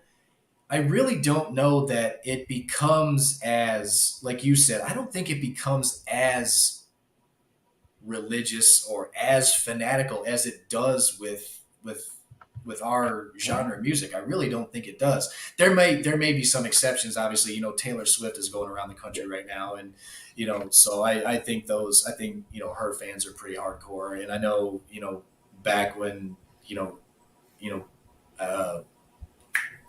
Justin Bieber was a thing. I think his followers were pretty hardcore. But as far as the entire music genre, I don't know. I think you'd have a hard time. Convincing me that there are that many of examples of the story you just told. Right. And I mean, because these people are fans of yours, and they're showing up to listen to your music, but personally, they don't know you from Adam. Right. And then they're coming through like that. I don't know if you're going to find an in general example like that often in another genre of music. I really don't know if you could convince me of that. I really don't. I mean, the biggest band in the world, Metallica, they got their start fucking the tape trading scene. You don't Yep. see country bands having a tape trading scene in the 80s. That's where it started, and you still have this today. My friend of mine, Vic, has the biggest CD slash music everything collection that you possibly see because that's his thing. He likes to support it, and it became his life's passion. And it's fucking like the power of Grayskull when you walk into his house. Like, holy shit! It reminds me of Aaron Camaro's stuff from Decibel Geek. He does his shows, and like in behind him, it's like a hole down. His whole wall is like all CDs. It's like dude. I mean, CDs you got, dude. Like, damn, I got a lot, but that's all. That's way more than I got. So you're not going to see that in country. there is a well, and that's the funny. We were just talking about your album cover a little bit ago. Here's another thing that Jason and I have talked about many times, and this is a hill that we will. I don't want to speak for him per se, but we've brought it up so many times. I think I kind of can, but this is a hill that we're probably gonna die. I know it's a hill I'll die on. You will not find another genre of music that has the quality of artwork that ours has. You will not. You will not 100% right. No, you will not. Yep. So there's a lot to be said for a physical, tangible copy that you can have in hand, especially with the quality of the artwork in a CD, let alone the size of an album. So, there is a lot to be said, and contrary to what these big box stores and all this other shit will have you believe, there is still a market for the physical media out there. There is still a market for it. I don't like the fact that I can't go into a store anymore. Like, if you're going to just one example, of course, if you're going to go into a Best Buy to, look at TVs or whatever, that there isn't a CD section anymore. I don't fucking like it. I don't like it. Same. So that's why you go to McKay's, man. That's true. Yeah. I hated it. I hated it when Tower Records closed because with the amount of what I loved about Tower Records is with the amount of the European bands that I do listen to, I could go into a Tower Records and pick up, I could like the band Sentenced out of Finland. They broke up in 2000. Sentenced. Yeah. So I was able to actually go to Tower Records and I could actually pick up that day a physical copy of Sentenced new stuff without having to hunt for it, order it, wait for it to come in the mail. Tower Records, you could do that, and when they closed, that pissed me off so hard, dude. Because they had the shit that you weren't gonna find at very many other places. Definitely not the big stores like FYEs and bullshit. Right? Yeah. So that's but there's still a market for it. Do you collect vinyl? I don't have the money to do that, so I want to, but I don't have the money. Or I tell you what's holding me back even more than the financial part of it is having the space for it. Yeah, right. Well, that's what's holding me back. Don't look up "Sentenced the Urn." Don't look it up. Don't look it up. I apologize if you do. Well, I'm gonna have to now. Yeah. He might as well just said, "Look it up now." A remastered vinyl collection of all their albums and demos, and it's all in one box set. Guess who went broke buying that a few weeks ago? I'm about to look into that now. I'm sorry. Another thing. Wow. Right. Another thing for my wife to be mad about, I guess. Where are you going to put that? Blame Tony, not me. Yeah. Yeah. Well, the first site that I've seen it on, it's a Finnish website, which I mean, obviously it would be because that's where they're from, but it's 269 euros. What's that, like $300 for us or something? I don't know I don't know. But it's also that's actually cheaper, isn't it? So It's actually got if you buy, I guess if you buy it in, I guess if you're a Finnish resident, it also includes a 24% tax, which Jesus Oh my Yep. god! Yep. Wow. Ouch. Yep. That stuff is like already like hard to buy stuff from over there anyways. Like I wanted to buy a couple of the bands that we talked to, and then by the time I got down to the brass tacks of everything, it was almost as much for shipping and tax than it was from the Yeah. album. I'm just like, damn, I'm paying double for the Holy what shit. the fuck? It's tough. I mean, I ordered surprisingly, I got that. I ordered that. He was here in 3 days. I was like, what the hell? How did they Wow. do that? First off, and they Holy barely Lord. charged me anything for it. Yeah. Whereas I'm sitting here feeling guilty because I have to charge $16 to send our CD overseas. They may have, yeah. You know, They may- every other one we're losing money on because shipping to Italy or shipping to Finland is $30, you know, whereas Phew, UK man. 16, 17. So it's like, but I also don't want to charge $40 to send a CD somewhere. You know, I'd rather them just get it in their hands and screw it. You know, we'll deal with it later. God damn, here's some dude in Athens, Greece on eBay who's selling it. It's brand new. He wants $2,500 for it. Jesus Christ. Super limited. Jesus. So I don't collect to collect. I usually buy vinyl now. If mainly just new bands that release vinyl, I'll buy their album because I just want to feel it and say it that way. And I just don't have the money to collect. But when I saw that, I was like, oh god damn it. Well, credit card. Yeah, most of my albums that I've gotten are either newer stuff that I wanted or it had something to do. Like I got the 72 Seasons album because I like the inside of it because it was like it was cut out and kind of graffiti and I'm like or what they call it, paper mache. You know? And I was like, oh, that's pretty cool. So I mean, something stands out to me that I'll buy the album. Of course, you know, I'm not playing it because I got the CD in the car, but you know, that kind of goes back. You was talking about this earlier about kind of playing albums, and I seen Ricky Rackman a few weeks ago, and he was saying that he said for all of you younger people in here, this is how you play a record. You take the record, you open it up, you put it on the record player, you put the needle on the first track, and you listen to the whole fucking thing. And you read the booklet. He said, and then you flip it over to the B side, and you do the same thing until it's all played out. He said, you don't skip nothing. You listen to every fucking thing. And appreciate it for what it is. Experience it. Don't just play it as background music. That's what I think vinyl does for me. It makes me get involved with listening, and it's changed my ears because I was stuck in the streaming for a long time. Still do it, but I noticed that music became background music, and that's not what I listened for. To me, if I'm listening to something, especially for the first time, I can't skip anyway. I just want to know like everything. And most of the time, we're doing album reviews. We listen to things 2 or 3 times, just make sure we didn't hear anything the second or third time that we didn't hear the first time. So digest it. Some things you have to listen to a few times before it kind of like, you know, the first time you probably listen to it, you're like, man, that's kind of weird. Then your third time you listen to it, it's like, man, that's not too bad. Okay, it's growing on me. So you know, it's kind of one of those things. Like, you know, it's a grower, not a shower. Unless you know some of the new albums that come out, like a Sevenfold, but you know, did you have to listen to that? I'm only 3 songs in and I'm regretting it already. Oh, it sucks. It's pretty bad.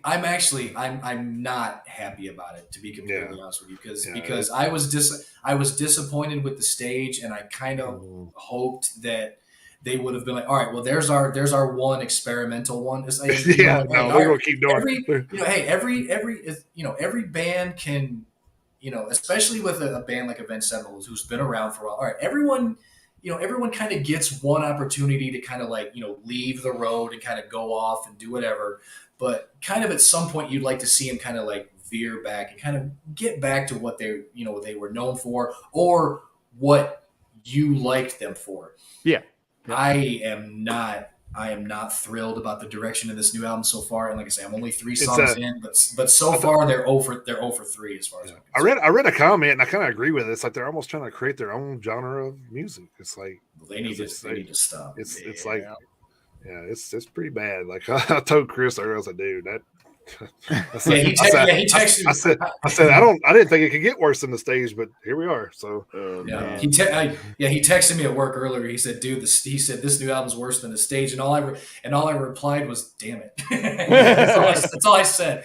That's all I said was, "Damn it." yeah, I feel for you. That's all I could say. I had high hopes too, man. But I mean, there is a couple of good songs on there, but I mean, other than the one or two, then I mean, it's pretty much. I mean, it's almost like you know, you're at church and an orchestra or something. It's like, wow, this is a pretty far out. See, that's the thing is I don't mind, of course, and Joe, you'll back me up on this if because if you listen to a lot of European bands like I do, there's nothing wrong with orchestral accompaniment and No, stuff like that. Because you got bands like Epica and Yep. Nightwish and Yep. stuff like that, who will use that, but what they do is they've been able to find a balance, and they don't let the orchestral part overpower the metal part, and that's where the good balance comes in. Yep. But so there's definitely nothing wrong with using an orchestra or a choir or anything like that. But I think this was too much. Though. I think it kind of overpowered M Shadow's voice. Yeah. I mean, yeah. So like I say, I'm only 3 out of 11, but like I say, I'm not, and I will listen to the rest because I want to be fair. Yeah. Right. Be fair, so I will listen to the rest, but I'm not optimistic. So which sucks because I mean, Yeah. I've been because it's a band you've been a fan of. So I mean, I've been listening to them since sounding the seventh trumpet all the way back at the beginning. So I mean, it kind of stinks. Yeah, it's disappointing. It's almost like a betrayal of sorts. You feel like it. I'm gonna kind of both camps. I do feel like the artist has the right to do the art the way they want to, but at the same token, they shouldn't be fucking pretentious about it, I guess. Like this is what we're doing because this is what music should be, even though they know they're just fucking experimenting. Just be like, dude, we're trying something different. You may like it, you may not. We're gonna play the old shit sometimes. So, but yeah. And then like in Avenged Sevenfold's case, to wait 5 years for it, it's like right. The stage came out in 2018, and here we are 5 years later. You were dragging ass getting this album out, and then it's like, this is what it is. Yeah, it's like come on, man. So. Yeah, that's always painful. Yeah, I wanted to hit up to you talking about that song "Pain." That seemed like that was a little bit of maybe a personal to somebody in the band. So, yep, that's so Pain. It's kind of a double-edged personal attack because so Pain and part of World and most actually all the World Fell Apart, but were written the main riffs in Pain, the intro and like the bridge riff that goes into the first verse was written by my old guitar player who passed away a few years back. I was never able to get him in our band onto an actual record because we end up scrapping the album twice and then the band fell apart. So that was something I was able to do, is take some of his stuff and make sure it gets out somewhere. So that was part of the meaning of that one, meaning a lot to me. And the way the guys played it just pushed it. And then Tony, wrote the lyrics. They're pretty personal about it. A friend who, ended up was murdered, and, how he was trying to come to terms with it and the thoughts behind it, and how he could spin it to where if anybody's ever experienced it, they can listen to that and read those lyrics and relate to it as, their own personal thing, not just something he's trying to tell us, not just a story. So yeah, it's very, very personal. And I think it came across pretty well on the record. Yeah. I was able to pull that sample from an old 1970s Detroit special about the crime in Detroit. Okay. Kind of felt it worked out perfect for that. It did, yeah. That's one of the things. So when I heard it talking about the Detroit, then I was listening to the lyrics. I said, "Yeah, somebody's got some personal feelings with this one." So yep. Yeah. For sure. It's definitely one of those special ones on the record because of both those reasons too. So. And I'm sure it was cathartic for both you guys, and probably in an unintentional way, it actually kind of, especially with the sample that you used in the beginning of the song, is probably as time goes on, it could probably, more in general, talking about the healing of Detroit Yes. also, Yes. with Yep. everything Mhm. that the city went through. Because I mean, obviously I'm, not living up there anymore, but I mean, my mom and dad and my sister are still up there in Bay City. I've got Yep. family all over up there. I've got Ann Arbor and Canton and Grand Rapids, and so I mean, 90% of my family is up there. So I mean, and I'm I love Michigan, so all my sports teams are there. So, I'm always reading about it. So, but, all of the stuff that happens in Detroit, everything that, in 2008, when the, economy took a shit, Yep. GM basically almost went under and all that stuff. Detroit really for a while was on the verge of basically just falling apart. Oh yeah. Oh And yeah. so there's been a resurgence, and it's the times that I've been able to get back and go downtown. It's actually been really nice to see. Yeah, you Uh, could go downtown now. yeah, it's safe to go down there. We actually we were my daughter and I, we went up, we were up there in January, and we actually went to see a Wings game, and it actually felt, it's like, okay, I don't feel like I have to, Look over your shoulders, my yeah, shit locked, yeah, and yeah. yep. So, it was kind of nice, and it wasn't always like that. So yeah, that can kind of, I know it was a personal thing for you guys, and Mhm. it's good to be able to use it as a healing process. But again, it can also talk about the comeback that the city made too. So, which is nice. Yeah, Tony has a real knack, and Battlecross used to do this too. They have a real knack of taking something that's pretty negative and spinning a positive outlook on it, at least as part of the song or maybe as a whole. And I think he did that with Pain. He did that with World Fell Apart, and a few others because of that. If you read all the lyrics, I mean, hell, Delirium is about it, basically insanity. But if you really Mhm. kind of look at it, he tries to keep it, doesn't, it's going to deal with a negative issue, but it's not there to I guess accentuate the negativity. It's more like, dude, we can pull through whatever if you just put your mind to it type thing. And Yeah. that's what I loved about all the lyrics he was submitting. It just kept that same mentality from the Battlecross stuff and moved it forward into what he was doing. So, but yeah, you're right. It definitely could go towards the death and rebuilt of things like the Detroit thing. And you know Now, is Revelations the only video y'all made out for the album, or? Yeah, it's the only video we did. There's still talks of possibly doing one more. I mean, it's it makes sense to do it, but again, we don't want to do a couple of GoPros in a room type of video. And being independent, we can't afford to hire a Kuro, even though their fucking rates are phenomenal, to do our next video right away until we can get a little bit down the road. But Yeah, that's the only one so far. yeah, that's good. I just want to say Academia was one of my favorite songs on the album. So, uh, So which that song was written as a homage to Battlecross way back. I think I wrote most of that in 2011. oh wow, As they were exploding, I was kind of listening to what they were doing. That's why it's real short, it's real precise, and goes from part to part with good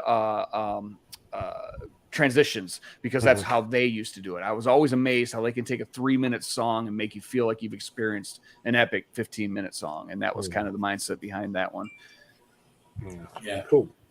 Yeah. So, um, when we start talking, when I was talking to you guys about coming on the show, we didn't really know who was coming. So I'm kind of glad it was you, because I wanted to. I was going to ask about this anyway, because I never thought about this way. But you did an interview with Chad Bauer from Heavy Music HQ, I guess, Mm-hmm. Mm-hmm. and he asked, how did you describe the genre? And I loved your response on that, because you pretty much said that you don't really like the genre labeling, because it kind of is a sign of separation and division. So, Yes. and I've never thought about that. I think that's actually a real good way to look at that. So, Yeah, it's crazy, man. Like you guys have seen it. There's so many elitists in the metal community that I mean, I'm gonna be the first to admit I don't listen to Slipknot. I don't listen to what a lot of people consider as metal, but I respect it because it's taking the art that we initially took, that Black Sabbath fucking made, and pushed it forward. Black Sabbath wasn't a doom metal band. They're more like a doom metal band. Right. They're a fucking heavy metal band, you know? That's what I love about it. Iron Maiden isn't a power metal band. They're a heavy metal fucking band. Metallica, they say they're a thrash band. No, they're a fucking heavy metal band. Again, it's like drawing the line in the sand. Exactly. You're drawing that line in the sand, trying to be on the right side of the line. When it's like, nah, fuck that. If you like it, you like it. Well, I know a lot of those bands didn't like the labels that were given to them either. Yeah, like, Korn was always at the beginning was like, what the fuck is new metal? What are you talking about? What the hell are you talking about? We're just playing what we want to play. We weren't trying to make a fucking genre out of it. Right. It gets so freaking ridiculous in metal. You got fucking gum on the bottom of my shoe metal or whatever. It's like, fuck, come on. Yeah, we did. We did a list a while back. It's one of the things we do sometimes on the show as a list segment, and one of the lists was the big four out of every subgenre instead of the big four out of just metal. Yeah. And when we did that, I didn't realize like it was 17 subgenres in that list. Oh yeah. And that wasn't all of them. That was that wasn't all of them. I'm either. just like, holy shit, this is ridiculous. Like, that's the. Sorry, Jason, I didn't mean to cut you off. No, you're good. So, well, I was just gonna say, we like Joe, you were just talking about like the stuff that you listen to and what you don't. We've talked about on the show before about how Jason and I are both like thrash guys at heart. That's basically like the foundation of our metal fandom, really, because being both in our mid 40s and stuff when we were coming up, that's kind of where we're talking about mid to late 80s, Slayer and Anthrax, Metallica, Megadeth, Exodus and Testament. Basically, you could make a case for it being like the golden age of thrash metal for sure, if not heavy metal as a whole. But so that's where kind of we are, both of us. That's where our foundations are. Jason's more metalcore than I am. I'm more power metal than he is. So we can bounce stuff off each other. Hey, listen to this, listen to this, listen to this. But we've both said before on the show that neither one of us is really a huge death metal fan. I listen to some melodic death metal. I like Arch Enemy and bands like that. So. Of course, they're from Germany and Sweden. So with the Amat brothers, they formed the band. Michael is still there. Alyssa White is killing it, and they brought Jeff Loomis in. It's like, how the hell do you add Jeff Loomis to Michael Amat? I mean, for fuck's sake, right? But yeah, we don't really gravitate much towards death metal, but we will report on any band. We will report on any genre. But it still has a place. You know what I mean? It all has a place. Yep. I've gone on record many times saying I really don't like Led Zeppelin, but I respect what they did, the influence that they had. I just don't listen to them. I personally, I think they're overrated, but that's just me. But I don't shit on them. You can't argue with the numbers. You can't argue with their influence. Yep. As far as the bands that did like them and use them to create their individual style. So, but I'm just talking about me. But millions and millions and tens of millions of albums sold. You can't sneeze at that. So I mean, we'll report on any band. We'll report on every genre. Because that's why we named this show what we named it. At the end of the day, we're all united. We're all metalheads. That's what we are. Yes. We're metalheads. Okay. When somebody asks me what genre of music I listen to, metal. I listen to metal. I listen to metal. That's what I listen to. That's why we named it this. There, like I say, there are types of metal that we listen to more than others, and I think the one that always kills me is like, do you like hard rock or heavy metal? I'm like, well, I mean, because some of these bands tiptoe on that line, so you can't really say. I mean, it all stems from rock. So I mean, like I've always been of the opinion that AC/DC isn't heavy metal, but I love AC/DC. Mm-hmm. Yeah, I mean, to me, AC/DC is a hard rock band. To me, AC/DC is a hard rock band. Van Halen's a hard rock band, but I like Van Halen. I like AC/DC. That's the thing. Though, say we don't like the labels, but we didn't label them. So yes, exactly, exactly. We didn't come up with them. So and I get sometimes you have to put a label on it to kind of narrow it down. But again, you guys too grew up in the era of discovery when it comes to music, not just being handed stuff. So we go to a record store and you'd flip through all the CD covers and you'd see a logo and you'd be like, fuck, that logo's cool. That artwork's cool. Have no idea what the band's going to be. I kind of got an idea from the artwork. And then there's times you get home and, it's got this fucking crazy spiky logo. It looks great. And it's not the death metal that you thought it was going to be. It's something completely different. Sublime or something. Yeah, right. Right, exactly. And you don't know what you're getting. But that was part of the fun of it, you go and you make up your own mind. If someone came to me and said, hey, dude, you listen to my record? We're kind of new metal. My ass is going, I'm not a new metal fan, so I'm probably not going to dig it. I won't listen to it. Yeah. However, same person brought their CD to me and said, hey, dude, check this band out. I'm working my ass off on it. Yeah, fuck it. I'll take a listen to it. I'm not going in biased. Yeah, and I might even find out I like something on it because of that, because I'm not automatically closing my fucking mind on it. I'm not, it doesn't fit my goddamn box. Well, so I don't want it. That's kind of one of the things that I hate. Like, I know we do the things like that when we do the album review. And I mean, pretty much because, that's what you have to. Everybody's label them as like, oh, this power metal band out of so-and-so. And I hate that because to me, when you say that, you got 30,000 people just automatically cut their ears off. Yep. Yeah. And they're not even going to give it a chance. And that's what sucks. It's like, and I always try to put it like, I hate doing that, but I always like to say, hey, if you dig Iron Maiden, you'll dig this band. Or if you dig Judas Priest, you'll love this band. I try to do it that way because it's more of like, I don't know. There's not a lot of people that don't like Priest or Iron Maiden for one. So it's kind of, you're kind of and I try to like pick those bands out like that, like a Dio or Sabbath or somebody that's been around a long time that has a big fan base, because we talk about this a lot. We're waiting on the next big thing because Metallica's not going to go forever. Slayer's already done. Yep. Megadeth's not going to go forever. All these bands aren't going to go forever. And right now, from what I just witnessed a few weeks ago, man, Malevolence is one of the bands I think could carry the torch. Yeah. Hell yeah. That band is just fucking phenomenal, dude. Like, very underrated in my opinion, but that's just me. But but we're always looking for bands like that to, that try to like pop up, and that's one of the reasons like we love the show is because we're discovering new music while we're doing this. So yes, we do every week. Every week. Yeah. So we get our list from Heavy Music HQ. So we're and I'll go through it on Thursday night into Friday morning, because that way the new stuff's coming out while I'm going through it. Yeah. And then I can I put the playlist together from singles from the albums that are coming out, and that's what I put on our group page and stuff like that, is the playlist, so people can actually check out the new stuff that's coming out. So yeah, it's awesome. They kind of get a taste of what's coming. So. Yeah, and then they can pick out what they like and what they don't. Right, exactly. But give it a shot. Take a listen. Right, right. And I'll be the first to say I'll put death metal on those lists sometimes. I'm not, like I said, I'm probably not going to listen to it, but there's fans out there on our page that will. We do our best. We do our best to not. I hate to use this word, but we do our best to not discriminate. And if we're leaving bands out, it's not anything we're doing on purpose. Because like I say, when it comes to our current event segment, I can't think of a genre that we've left out.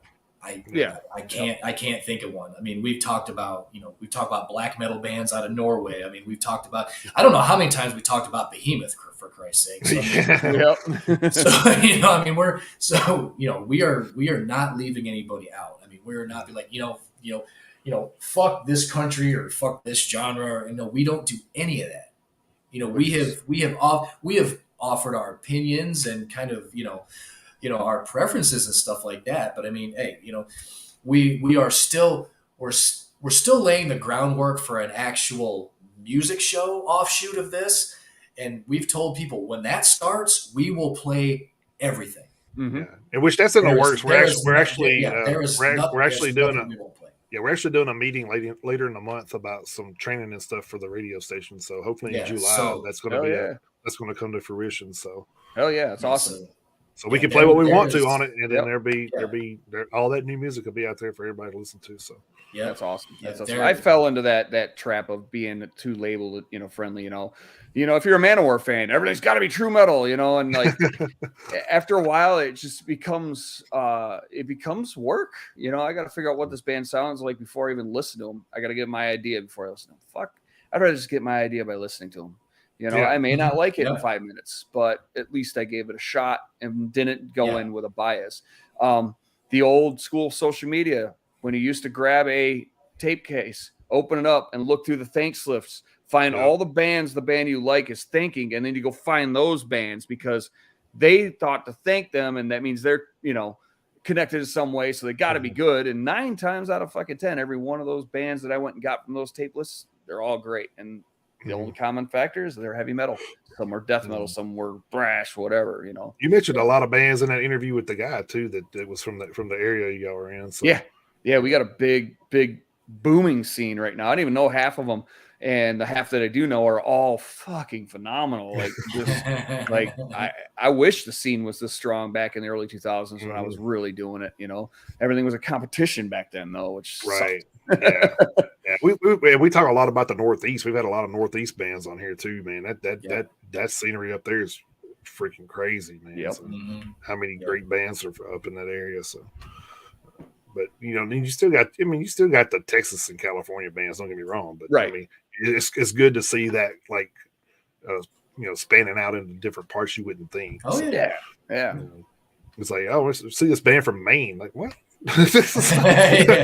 Yeah. They got bands in Maine. It ain't even big, right? It's barely big enough to be a state. Like, it's like, wait a minute, okay. Yeah. Or you go to some small town in the middle of nowhere, and the bands that you open for are, just as good as the bands I've been buying off of the social media list for years. You're like, these guys they're playing through combo amps they got from like the local store, and they're killing it because they have that passion. And again, it's because of the brotherhood that metal is. They want to do it because of it made them feel part of something, and now they're trying to expand on that, which is cool. Some of our first guests on this show came from when I went to Blue Ridge Rock Festival in 21, right? Yeah, in 21. Yeah. I went to Blue Ridge, and these bands stopped me because they were playing live, and I was walking to the next big band. And I heard it, and I said, who the fuck is this? Hold up. Yep. And I stopped and listened to the set. And I mean, Eyes of the Living and one of the last were one of the first couple bands that were on this show. Oh, yeah. And like that, and I told him, I said, dude, I never heard of you guys before Blue Ridge, but you guys like stopped me in my tracks, and I stopped and listened to the whole set. And I said, man, it's fucking amazing.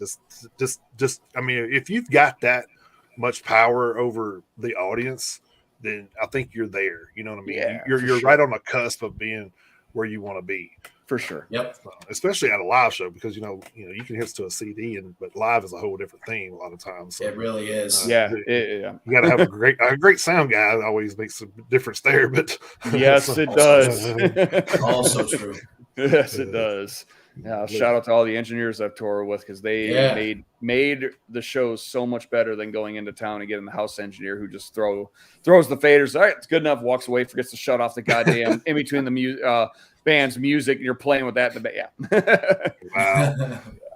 But yeah, I know. I remember watching Drowning Pool at one of the festivals, and the sound guy couldn't get the shit right, and they were already like 15 minutes into their set. They were only supposed to be playing for 45 minutes. So. Worst fucking feeling in the world when you're in that position. Oh my god! The singer was Jason, I think, at the time, and he was like, yeah, he's getting fired Monday, so yeah, and that poor dude was probably just busting his ass trying to get to work. They did. He said he was just kidding. He said, we're not going to fire him. He's just having a bad day. It's cool. But I mean, there are some they shouldn't be there, but yeah.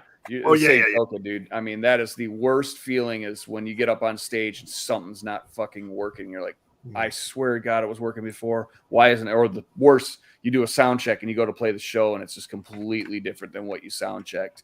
And now you're, the front of house engineer, if you're them, you're scrambling to make it work in a 30-minute or 40-minute set. Meanwhile, the fans out there going, man, somebody lied on their resume, didn't they? So. Right, exactly. Yeah. Yep. They're busy shitting on them, and half the time the poor dude's just like, I'm trying. So We're all like, did you unplug it and plug it back in? Right, exactly. Did you restart it? Everything's digital now, so yeah. I mean, they could. Damn technocracy, man. Yeah, exactly. Yeah. I think we're going to use that whenever we have a bug. I think that's what we're going to use from now on. That's all. Yeah, hell yeah, that's what we do. Yeah. It's funny because we do these shows and there's always something that sticks with some of the shows. Yeah. It's like we've developed an inside joke with every guest we've had. It's awesome. Yeah. That's awesome. It is awesome. Yeah. So what's kind of going on from here on out with Finality? You got shows lined up, or we're in the process of trying to select the right shows to play. We could play every weekend around here. There's enough bars. But one of the reasons this band's been a side project is because everybody's got their newborn kids. Like Tony's got 3 kids. One of them's only a year and a half, 2 years old. The others aren't far ahead of her. So their time is limited. So we want to make sure it's worth it. Plus, we feel like when we do book, we want to make it an event. So we'd like to try to figure out who could play with us at that show that, would not just be there to take up the time before someone plays. So there are shows coming up. We're working on trying to finalize them. I'm hoping some of the festival offers might come pop up here and there. We're not using a booking agent. So we're not, out there banging on every door, having someone bang on every door. But if it makes sense, we're going to do it. There's talks of if we can pull it off, doing a small run or 2 here and there, if we can do 3 or 4 states in a week and come back and go back to work the day jobs and not be killed by our significant others, then we're going to do it. Don't get me wrong. I would give anything to take this thing on the road full time, like we used to do with the Battlecross stuff, and just go full bore. But it's just not in the cards right now. Especially, I don't know how up on the shit is now that the price to tour now it's crazy. It's 4 to 5 times. So a bus used to be, you spend $30,000 on a bus for 30 days. And now I'm seeing price tags of upwards of $100,000. And that's just to get down the fucking road. How's a band supposed to do that? And now we got $200 tickets and $70 fucking t-shirts. And it's bullshit. It's making it very, very hard. I think it's kind of cyclical, though. It's working in the music industry's advantage, because back in the day, you weeded out the bands that didn't need to be there by how hard they wanted to work to get their asses out there and do it. They book their own tours. They do things like that. Now that everybody has access to a full recording studio in their living room and can put it online all through the world and not do anything about it, those bands are starting to weed themselves out. They can't bring it to the people live and stuff like that. So it's a weird kind of thing going on. I think that's one of the things like Rick from Extinction AD said that time was like we said, oh yeah, we got this new site where we're getting like 50 something albums a week now that we can listen to, and he's like, yeah, but you go back in there a year and see how many of those bands are still putting music out. Right. I was like, yeah, you got a point, man. Like a lot of these bands, and it's sad because some of that stuff's good. So yeah, right.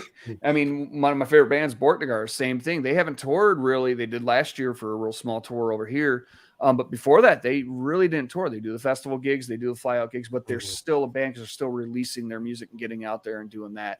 If I can get to that level of where I have fans that just dig what we're putting out, they're going to buy it. They're going to just listen to it in general, and we can sometimes get out to them and play. That would be my ultimate goal until everybody in the band can say, hey, okay, let's take this on the road and give it a shot this time. Everything's calmed down. Kids are older.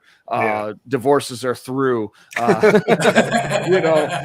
can get our asses out there and do it. And we'll be out there fucking blowing transmissions in vans like we did in the past. Now, are all 5 of you guys in Michigan? All 5 of you guys? This band, yes, everybody is in Michigan. Okay. So we're within a half hour, 45 minutes of each other. So it makes it much easier. That does help.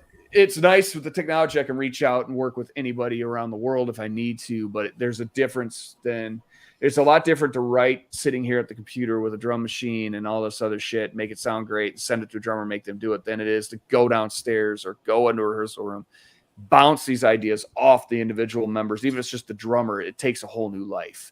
And I think that's needed, honestly. I will say this: when I was looking at the Heavy Music HQ interview, the dude did call you the bassist. So Yeah, I saw that too. I circled it and sent it to the guy. I was like, well, I mean, I was the bassist in Among These Ashes, so I guess it works. yeah, okay. So, I was like, I'm pretty sure Encyclopedia Metallum wouldn't have it wrong because I think the band puts that in there. So yeah. But so, yeah, whatever. You know, I if I have to, I'll play bass. That's the nice thing about it. But yeah. So do you have a favorite guitar that you like to play or? Yeah. So my right now, after a few years of touring with Battlecross, we were coming off the road one day, and Tony out of nowhere just said something like, "Hey, dude, which one of my guitars you like the most? You know, out of all of them." I thought he was just gauging because I was working on his guitars, and he was thinking about setting one up. And I mentioned this Hetfield Snakebite he had just got in. He waited on a back order list for it forever, and it came in. And I said, that's probably your coolest one. It just sounds great, feels great, and everything. And next thing I know, he's handing me the fucking case, and for all the work I had been doing with the band and helping out. And so sentiment, that one's got a lot of sentiment to me. That became a part of me because it was given to me by Tony, and I've not really had a gift like that from someone. And it's James Hetfield, which is my first and biggest influence. And it's an Explorer, and I love the way it feels and looks. So that one's my favorite right now. It's a black LTD Explorer that I've modded the shit out of. So I'm going to guess in the interview, or sorry, in the video that the guitar, like the yellow, the orange with the black spotted one. I guess that was John. That was John. That's John. Yeah. Yep, that's a comparison. Yeah, let me tell you, that dude in that Revelation video, I'm just saying, what the dude? Yeah. I mean, it's funny because he sent an email over to us to audition. He's like, I don't really have a way of recording, so here's a cell phone video. And I'm just like, fuck, here comes another one of these cell phone videos. And I'm like, all right, I'm desperate. We'll see what we do. I play it. And I'm like, wait a minute. Once I get through all the distortion, this guy can fucking play. Where the fuck has he been? Again, just like Tony, like under our nose this whole time. He's just never really done much. And comes in, and those solos on Revelation, are fucking amazing, dude. I'm just like, whoa. He ripped those out of his ass. Almost note for note what he played on the record is what he did on the fly in a rehearsal. It's insane how he can do it. Like the two leads over the verse section were like, dude, kind of think like an Irish jig thing. I'm gonna break it up with everything. So he went and pulled off those two little solos. Is like perfect, So he's a fucking secret weapon in this project, that's for sure, because he's so fucking quiet. I asked him, he was one of the, when you guys set this up, I was like, dude, John, you should come out and do an interview too. But he's so reserved and quiet. You get 2 words out of him, and that's about it. Yeah, it's always better to have the I guess the aura of a band to put all the right. And and if you've been in wrestling, you've been in front of people before anyway, so I mean, you kind of had to be a little animated with that. So exactly, and I mean, fuck, this is just 3 of us just talking heavy metal mostly. Yeah, that's great. It fucking makes it easy. We're pretty laid back. We try not to ask like redundant stuff because I mean we can read that shit online if we wanted to know all that. Yeah, we just kind of like we'll like I said, we usually ask a question and it usually leads into just bullshit talk. Shoot the shit. That's awesome. Yeah, that's the way it should be. And everybody's kind of like been on the shows. It's like, dude, that shit was so easy. I loved it. I'm just like, oh, well, we're not trying to make it feel like a job, dude. It's like, we're not trying to go. We're not. It's not 2020, man. We're not drilling you with fucking 40 questions or anything. It's like, right? And you guys are doing it right. That's for sure. They're definitely they're definitely right. It's just easy to sit here and just fucking bullshit. Yeah. So in the scheme of things, we're all fans. So, yeah.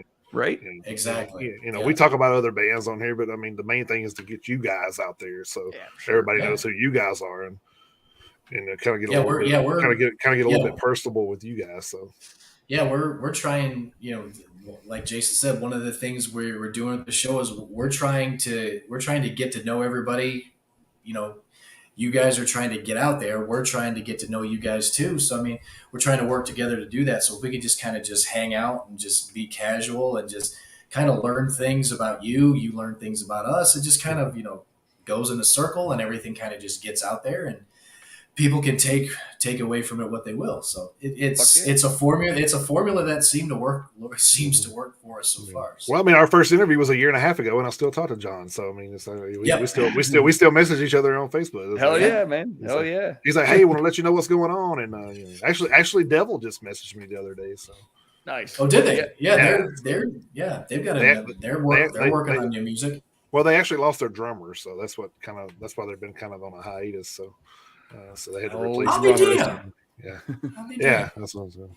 At least it wasn't Kevin. So I mean, Kevin probably knows a drummer somewhere. So. Right. They lost the Yeah, drummer. he probably. It was so funny. They told a story where they're it's either bassist or guitarist. I can't remember. I think Kevin's the guitarist, and he was telling us the Trivium story. Yeah, the Trivium story. They were just like, oh, they were doing some kind of festival or something, and Trivium's tour bus was like right there. And they were just like, oh, we'll go, knock on what the hell? We can just knock on a door and try to meet them, or whatever. And Matt Heafy come out and said, hey, what's up, Kevin? And they're like, what the fuck, Matt Heafy? Hell yeah.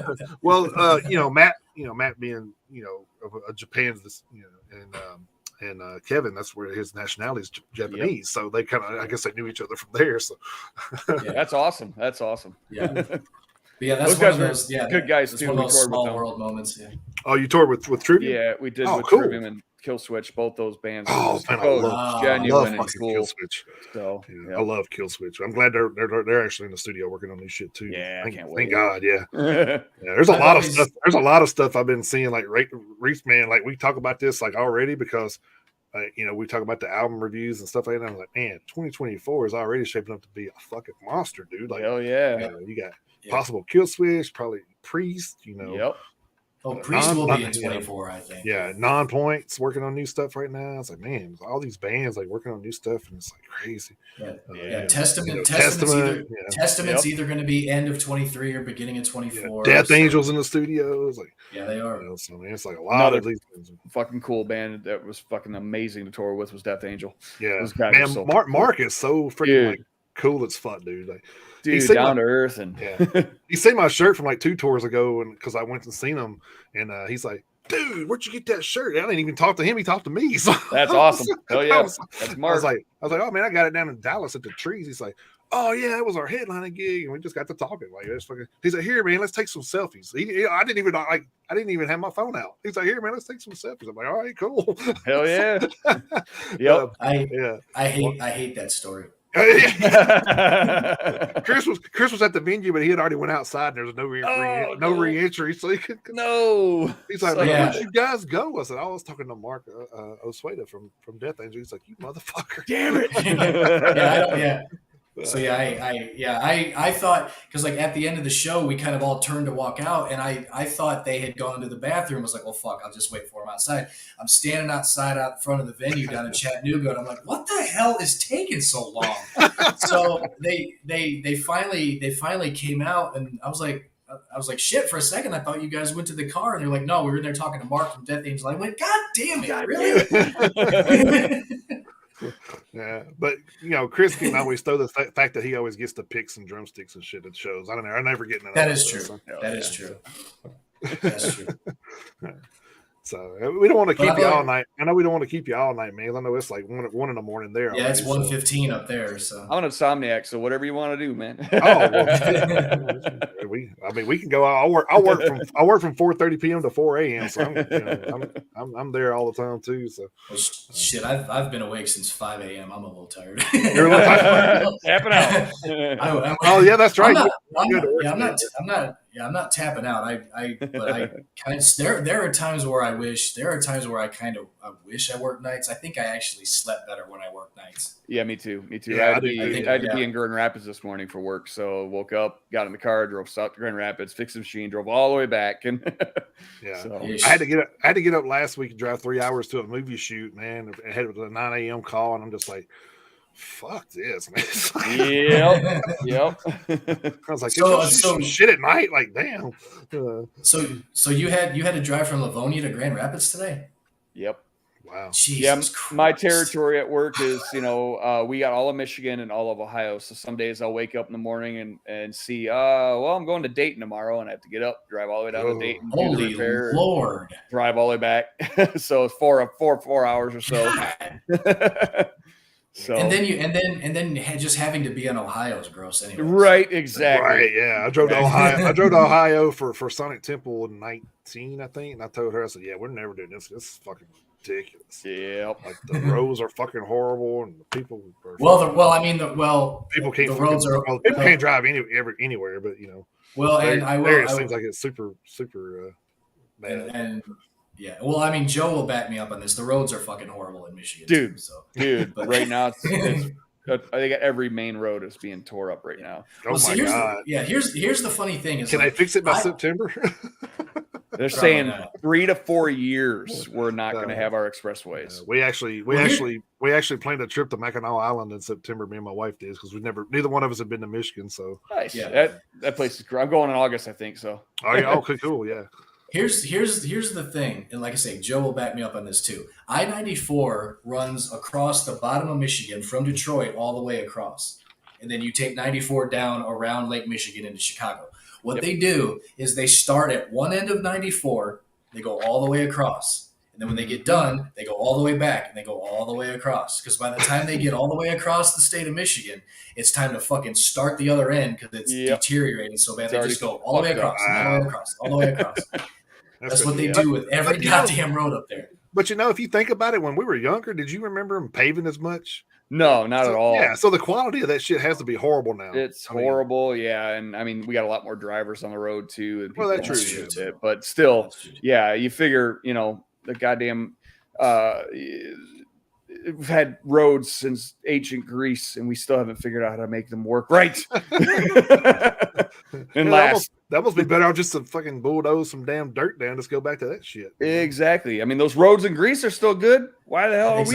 Yeah. I mean, I'll put concrete on it. Yeah. Put a damn barrier up in between the lanes and go on about your business. Right. Yeah. But yeah, there's another thing that when I found out I was having 2 Michigan guys on today, I hit all my Notre Dame stuff. So I'm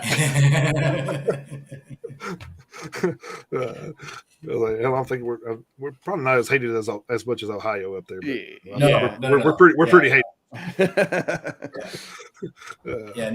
Michigan, Ohio State is eternal. That's I definitely hear that. Yep. Yeah, I don't like Ohio State either. So there's just certain schools I can't stand. Ohio State's one of them, and Alabama's one of them. I can't stand either one of them.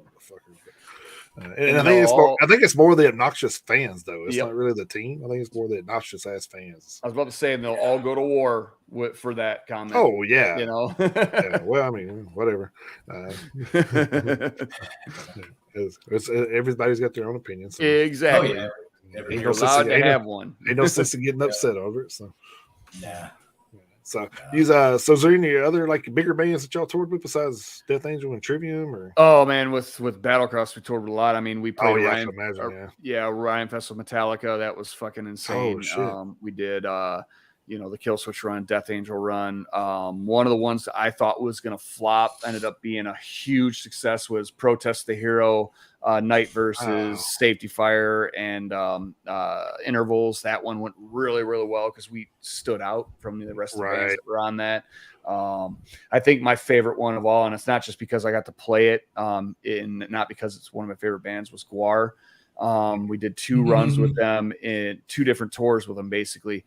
And they are the most down-to-earth, cool guys I think I've met in this industry, bar none. I mean, bar none. Brad invited us to his house. We hung out in his house. He showed us where the fucking, the tour key is. If you're ever need a place to stay and you're on a run, you can get in here. It's like, man, these guys are awesome. That's cool as shit. So, yeah. I remember the story we read a while back where that woman was mad because she got her clothes bloody at a Guar show. Like, what the fuck? Have you not ever seen this video? Yes, right.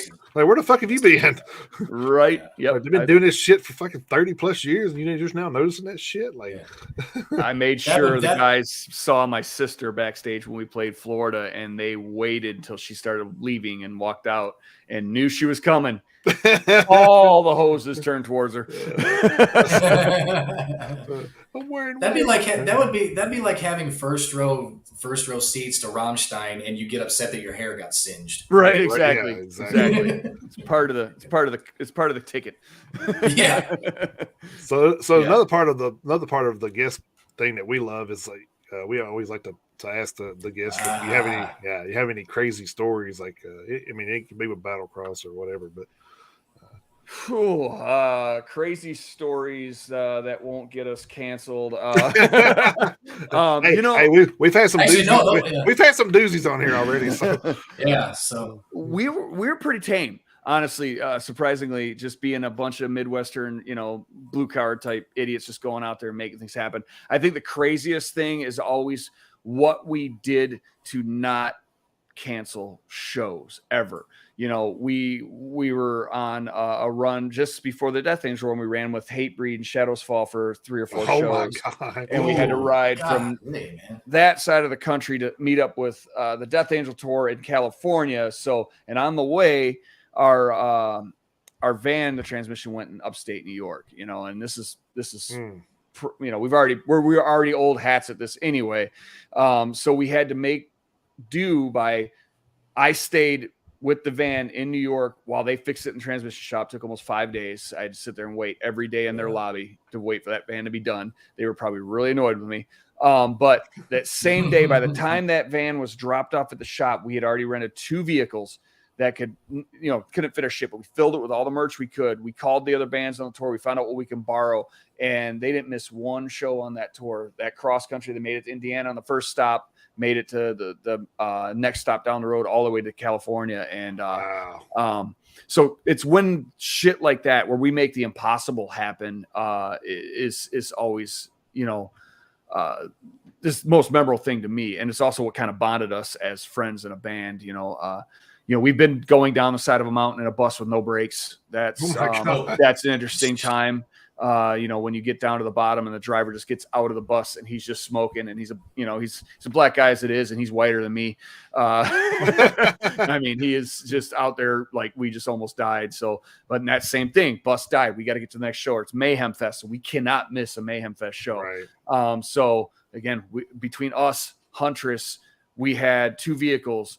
Huntress was in a vehicle with us 5, slumming it as much as we could, pack as much gear as we can, and never missed a show on that one, driving 16 hours between shows and stuff like that, just to make it happen, because our bus was a piece of shit and almost killed us down the side of the mountain.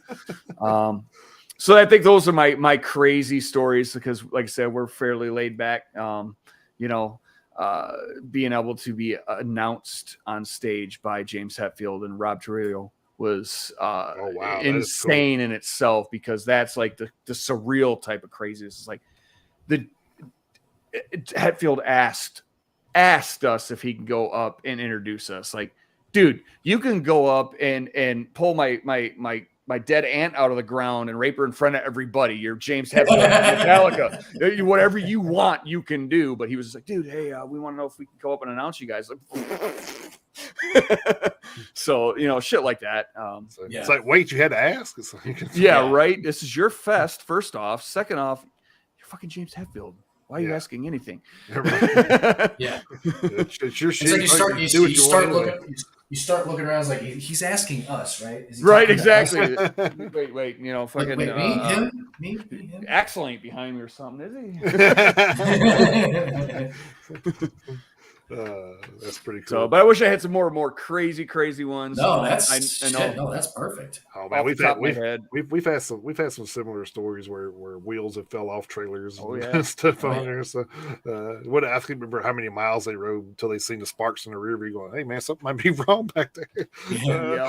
Yep. So. When you're doing it, doing the hard times like that. I mean, I saw both coasts 4 times in one 6-month span.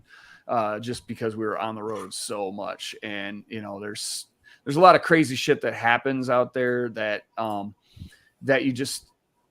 you learn, sort of like you get a bond, and you learn to kind of rely on your other guys in the band that only I think bands and military get. That's like that. We've been through something and came out on the other side of it, and you can't really break that bond. So that's kind of what I took away from all the craziness that we had to endure. Well, I think the times have changed too with stuff, is because I don't think as many bands like go out and party it up and shit like they used to back in the 80s and 90s. Yeah, right. Man. It's like, right. because like I've seen where some of these bands be like, "Oh, what do you do in your spare time?" Well, we just go back on the bus and play video games. It's like, it's like, yeah, we don't go. Yeah, it's like, what'd you do in the 80s? We were sniffing cocaine off his whore's ass. Right, exactly. Like, closing strip clubs down, blah blah blah. But I mean, when you don't get me wrong, I love me some 80s metal, but when you only play a few notes here and there and your bass player just has to roll an open E, you can get away with doing that stuff the night before. You don't have to be in top shape. Right, yeah. Some of the shit that we do is an endurance test, and if we're not, honed in like athletes, we're dead on that stage. Well, we've been talking about this. I think Bruce Dickinson's going to wind up running back and forth on the stage till he dies. So dude, he's like, he was in his 60s and still like, I'm like, stand still, motherfucker. I'm trying to. The one tour, there's probably they're gonna start bringing a coffin and put it in front of the stage, and he's gonna eventually just jump from the fucking stage into the coffin. It's gonna close. There's the end of Maiden and Bruce Dickinson. I mean, I could see it. Yeah. Yep. Dude's a beast, man. Like, he stays in shape. So. Yes. Yep. Pretty crazy. And he absolutely is. All right, man. It's like we like I said, we're into the 1 o'clock hour, so I guess we better let Chris go to sleep. So I'm actually going to go in here and find out a sandwich. I think so. Hell yeah. But yeah, man, we appreciate it, Joe. Man, it's been a great talking to you, man. Hell yeah, guys. Good times. Good times. Like I said, I can bullshit metal all night and have fun with it. Yeah, well, maybe we can do it again sometime when I'd love to. You guys get rolling and got a lot more news to share. So yeah. I mean, we're probably going to do a single in this spring, or not spring, this winter. So we'll have something more to promote again. So nice. Then we'll definitely have something to get out to the people here. So. Yeah. If y'all haven't yet, go pick up the Finality Tenocracy. I guess you can they still buy the CD on Bandcamp now, or y'all? Everything's back, yeah. So I just got the next order. It just came in, so we are fresh, ready to fulfill as many orders as we can. Nice. Hopefully, I have to do another order. Hell yeah, keep doing them, man. Keep doing them. Y'all got other merch up there too, or just? So I just added. So we did our release party show and made a special shirt for that. I have that up there now, which is a really killer design. And eventually, our merch store at Blind Dog is going to have a bit more of an array, because that's kind of all made to print type stuff. So we're just trying to finalize some deals there. But that's kind of what I'm doing. I can't remember who I got mine with, but. I just give them the design, then they give me a cut of whatever they make. So that's awesome. It's the way to go. Yeah, which I could do it. Like, I have a T-shirt guy that did all my wrestling stuff that I talked to him. He cuts me a deal. Like I ain't gonna say on here how much it costs because I'm selling them for a pretty good penny. But I get it. You gotta make a profit. And then with the Blind Dog stuff, it's nice because they take care of all the shipping and stuff like that. But if you get anything off Bandcamp, that's coming directly from me and this desk. So and I think that's the coolest thing. Like, even when I buy stuff, I use it like tickets or anything. I go to the band's website, and I go to the link that they have, because I feel like they're going to get the most out of it that way, because they wouldn't be putting it on there if it wasn't it wasn't benefiting them for sure. So definitely, and I want them to get the most out, because if I go down to Amazon or whatever, who knows how many people get a cut out of that shit before they actually getting paid. So so I'd rather go and just buy it straight from them. That way I know they're getting the most out of it. So same. Get up to the merch booth or buy it off their website. Yeah, I just bought a bunch of stuff out of like I bought the Malevolent CD. I didn't have it from last year, and I just bought it when I seen them. I was like, oh, they got the CD, great. So I don't have to go looking for it. Hell yeah. It's like, right there, I'm grabbing it. So another thing that I hated though is like a lot of people don't do patches anymore like they used to. They're coming back, luckily. So like Finality would be a good battle vest patch, man. I have one. I should. You reminded me. I need to put it. I'll have them up on Bandcamp tomorrow. I do have them. I forgot I had them in there. So that way, I might buy one and stick it on my battle vest, because I still got some open spots on it. So that way people can ask me, like, what is that? It's the album cover. There you go. Yeah, there you go. Cool, man. Word of mouth. That's right. I mean, that's what we got to do. I mean, it's like, Word of mouth. Yeah. We don't have big marketing, execs and stuff putting our shit out there. So that's why I know I try to tell everybody about all the bands that we have around us, because that's how we kind of get out there.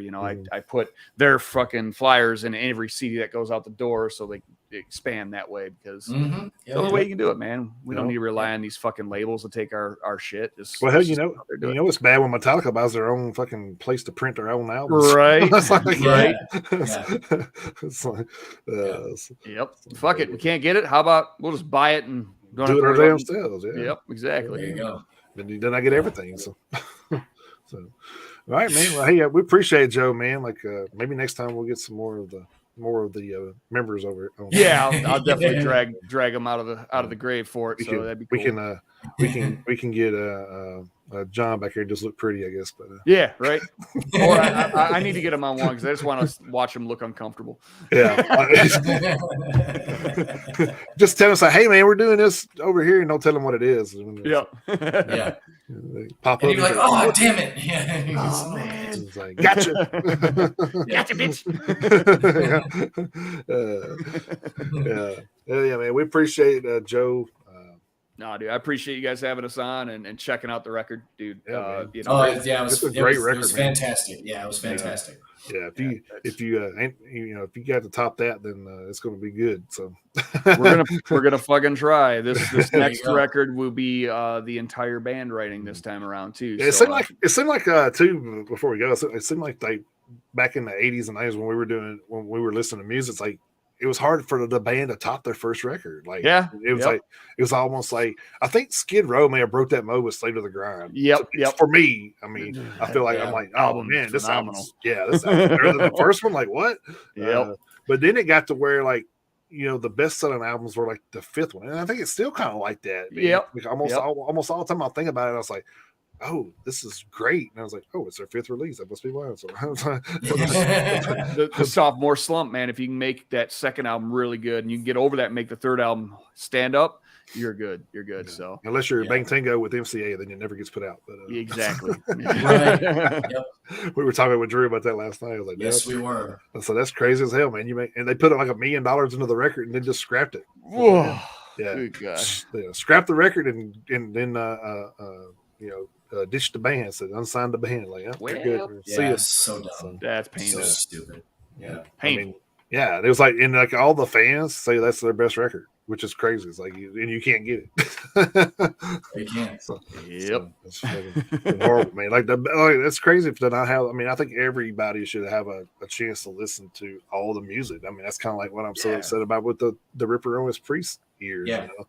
If you don't, luckily I have the hard copies. I have the CDs, but people on Spotify, so they're never going to be able to.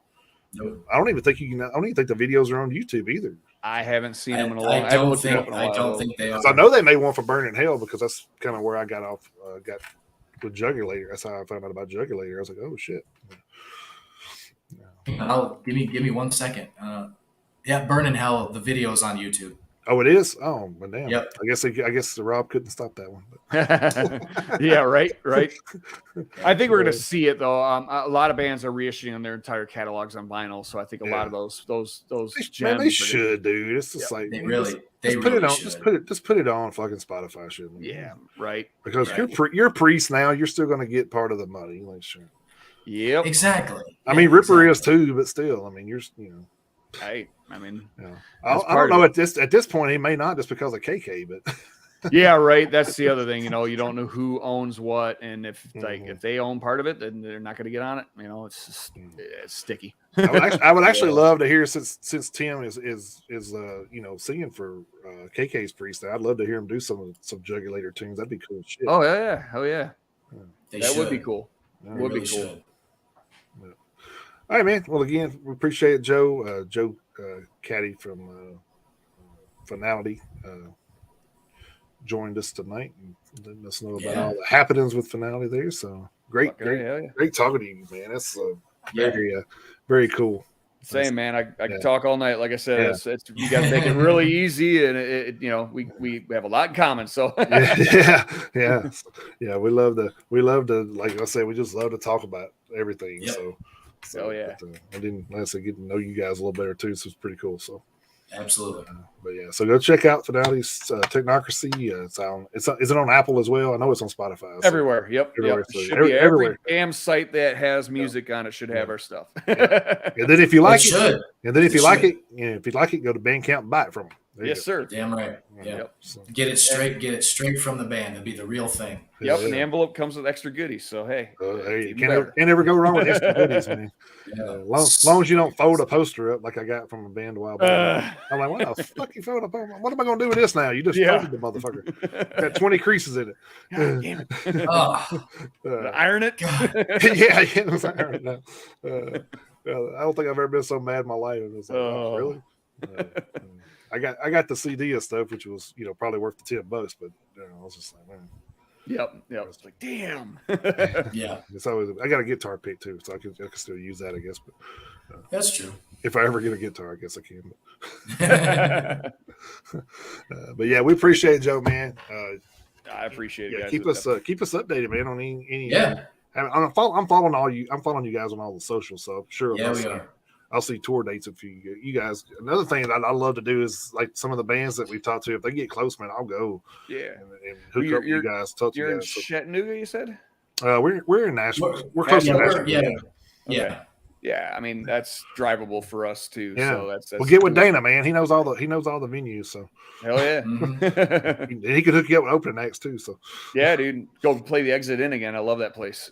Oh yeah. Hell yeah. Yeah.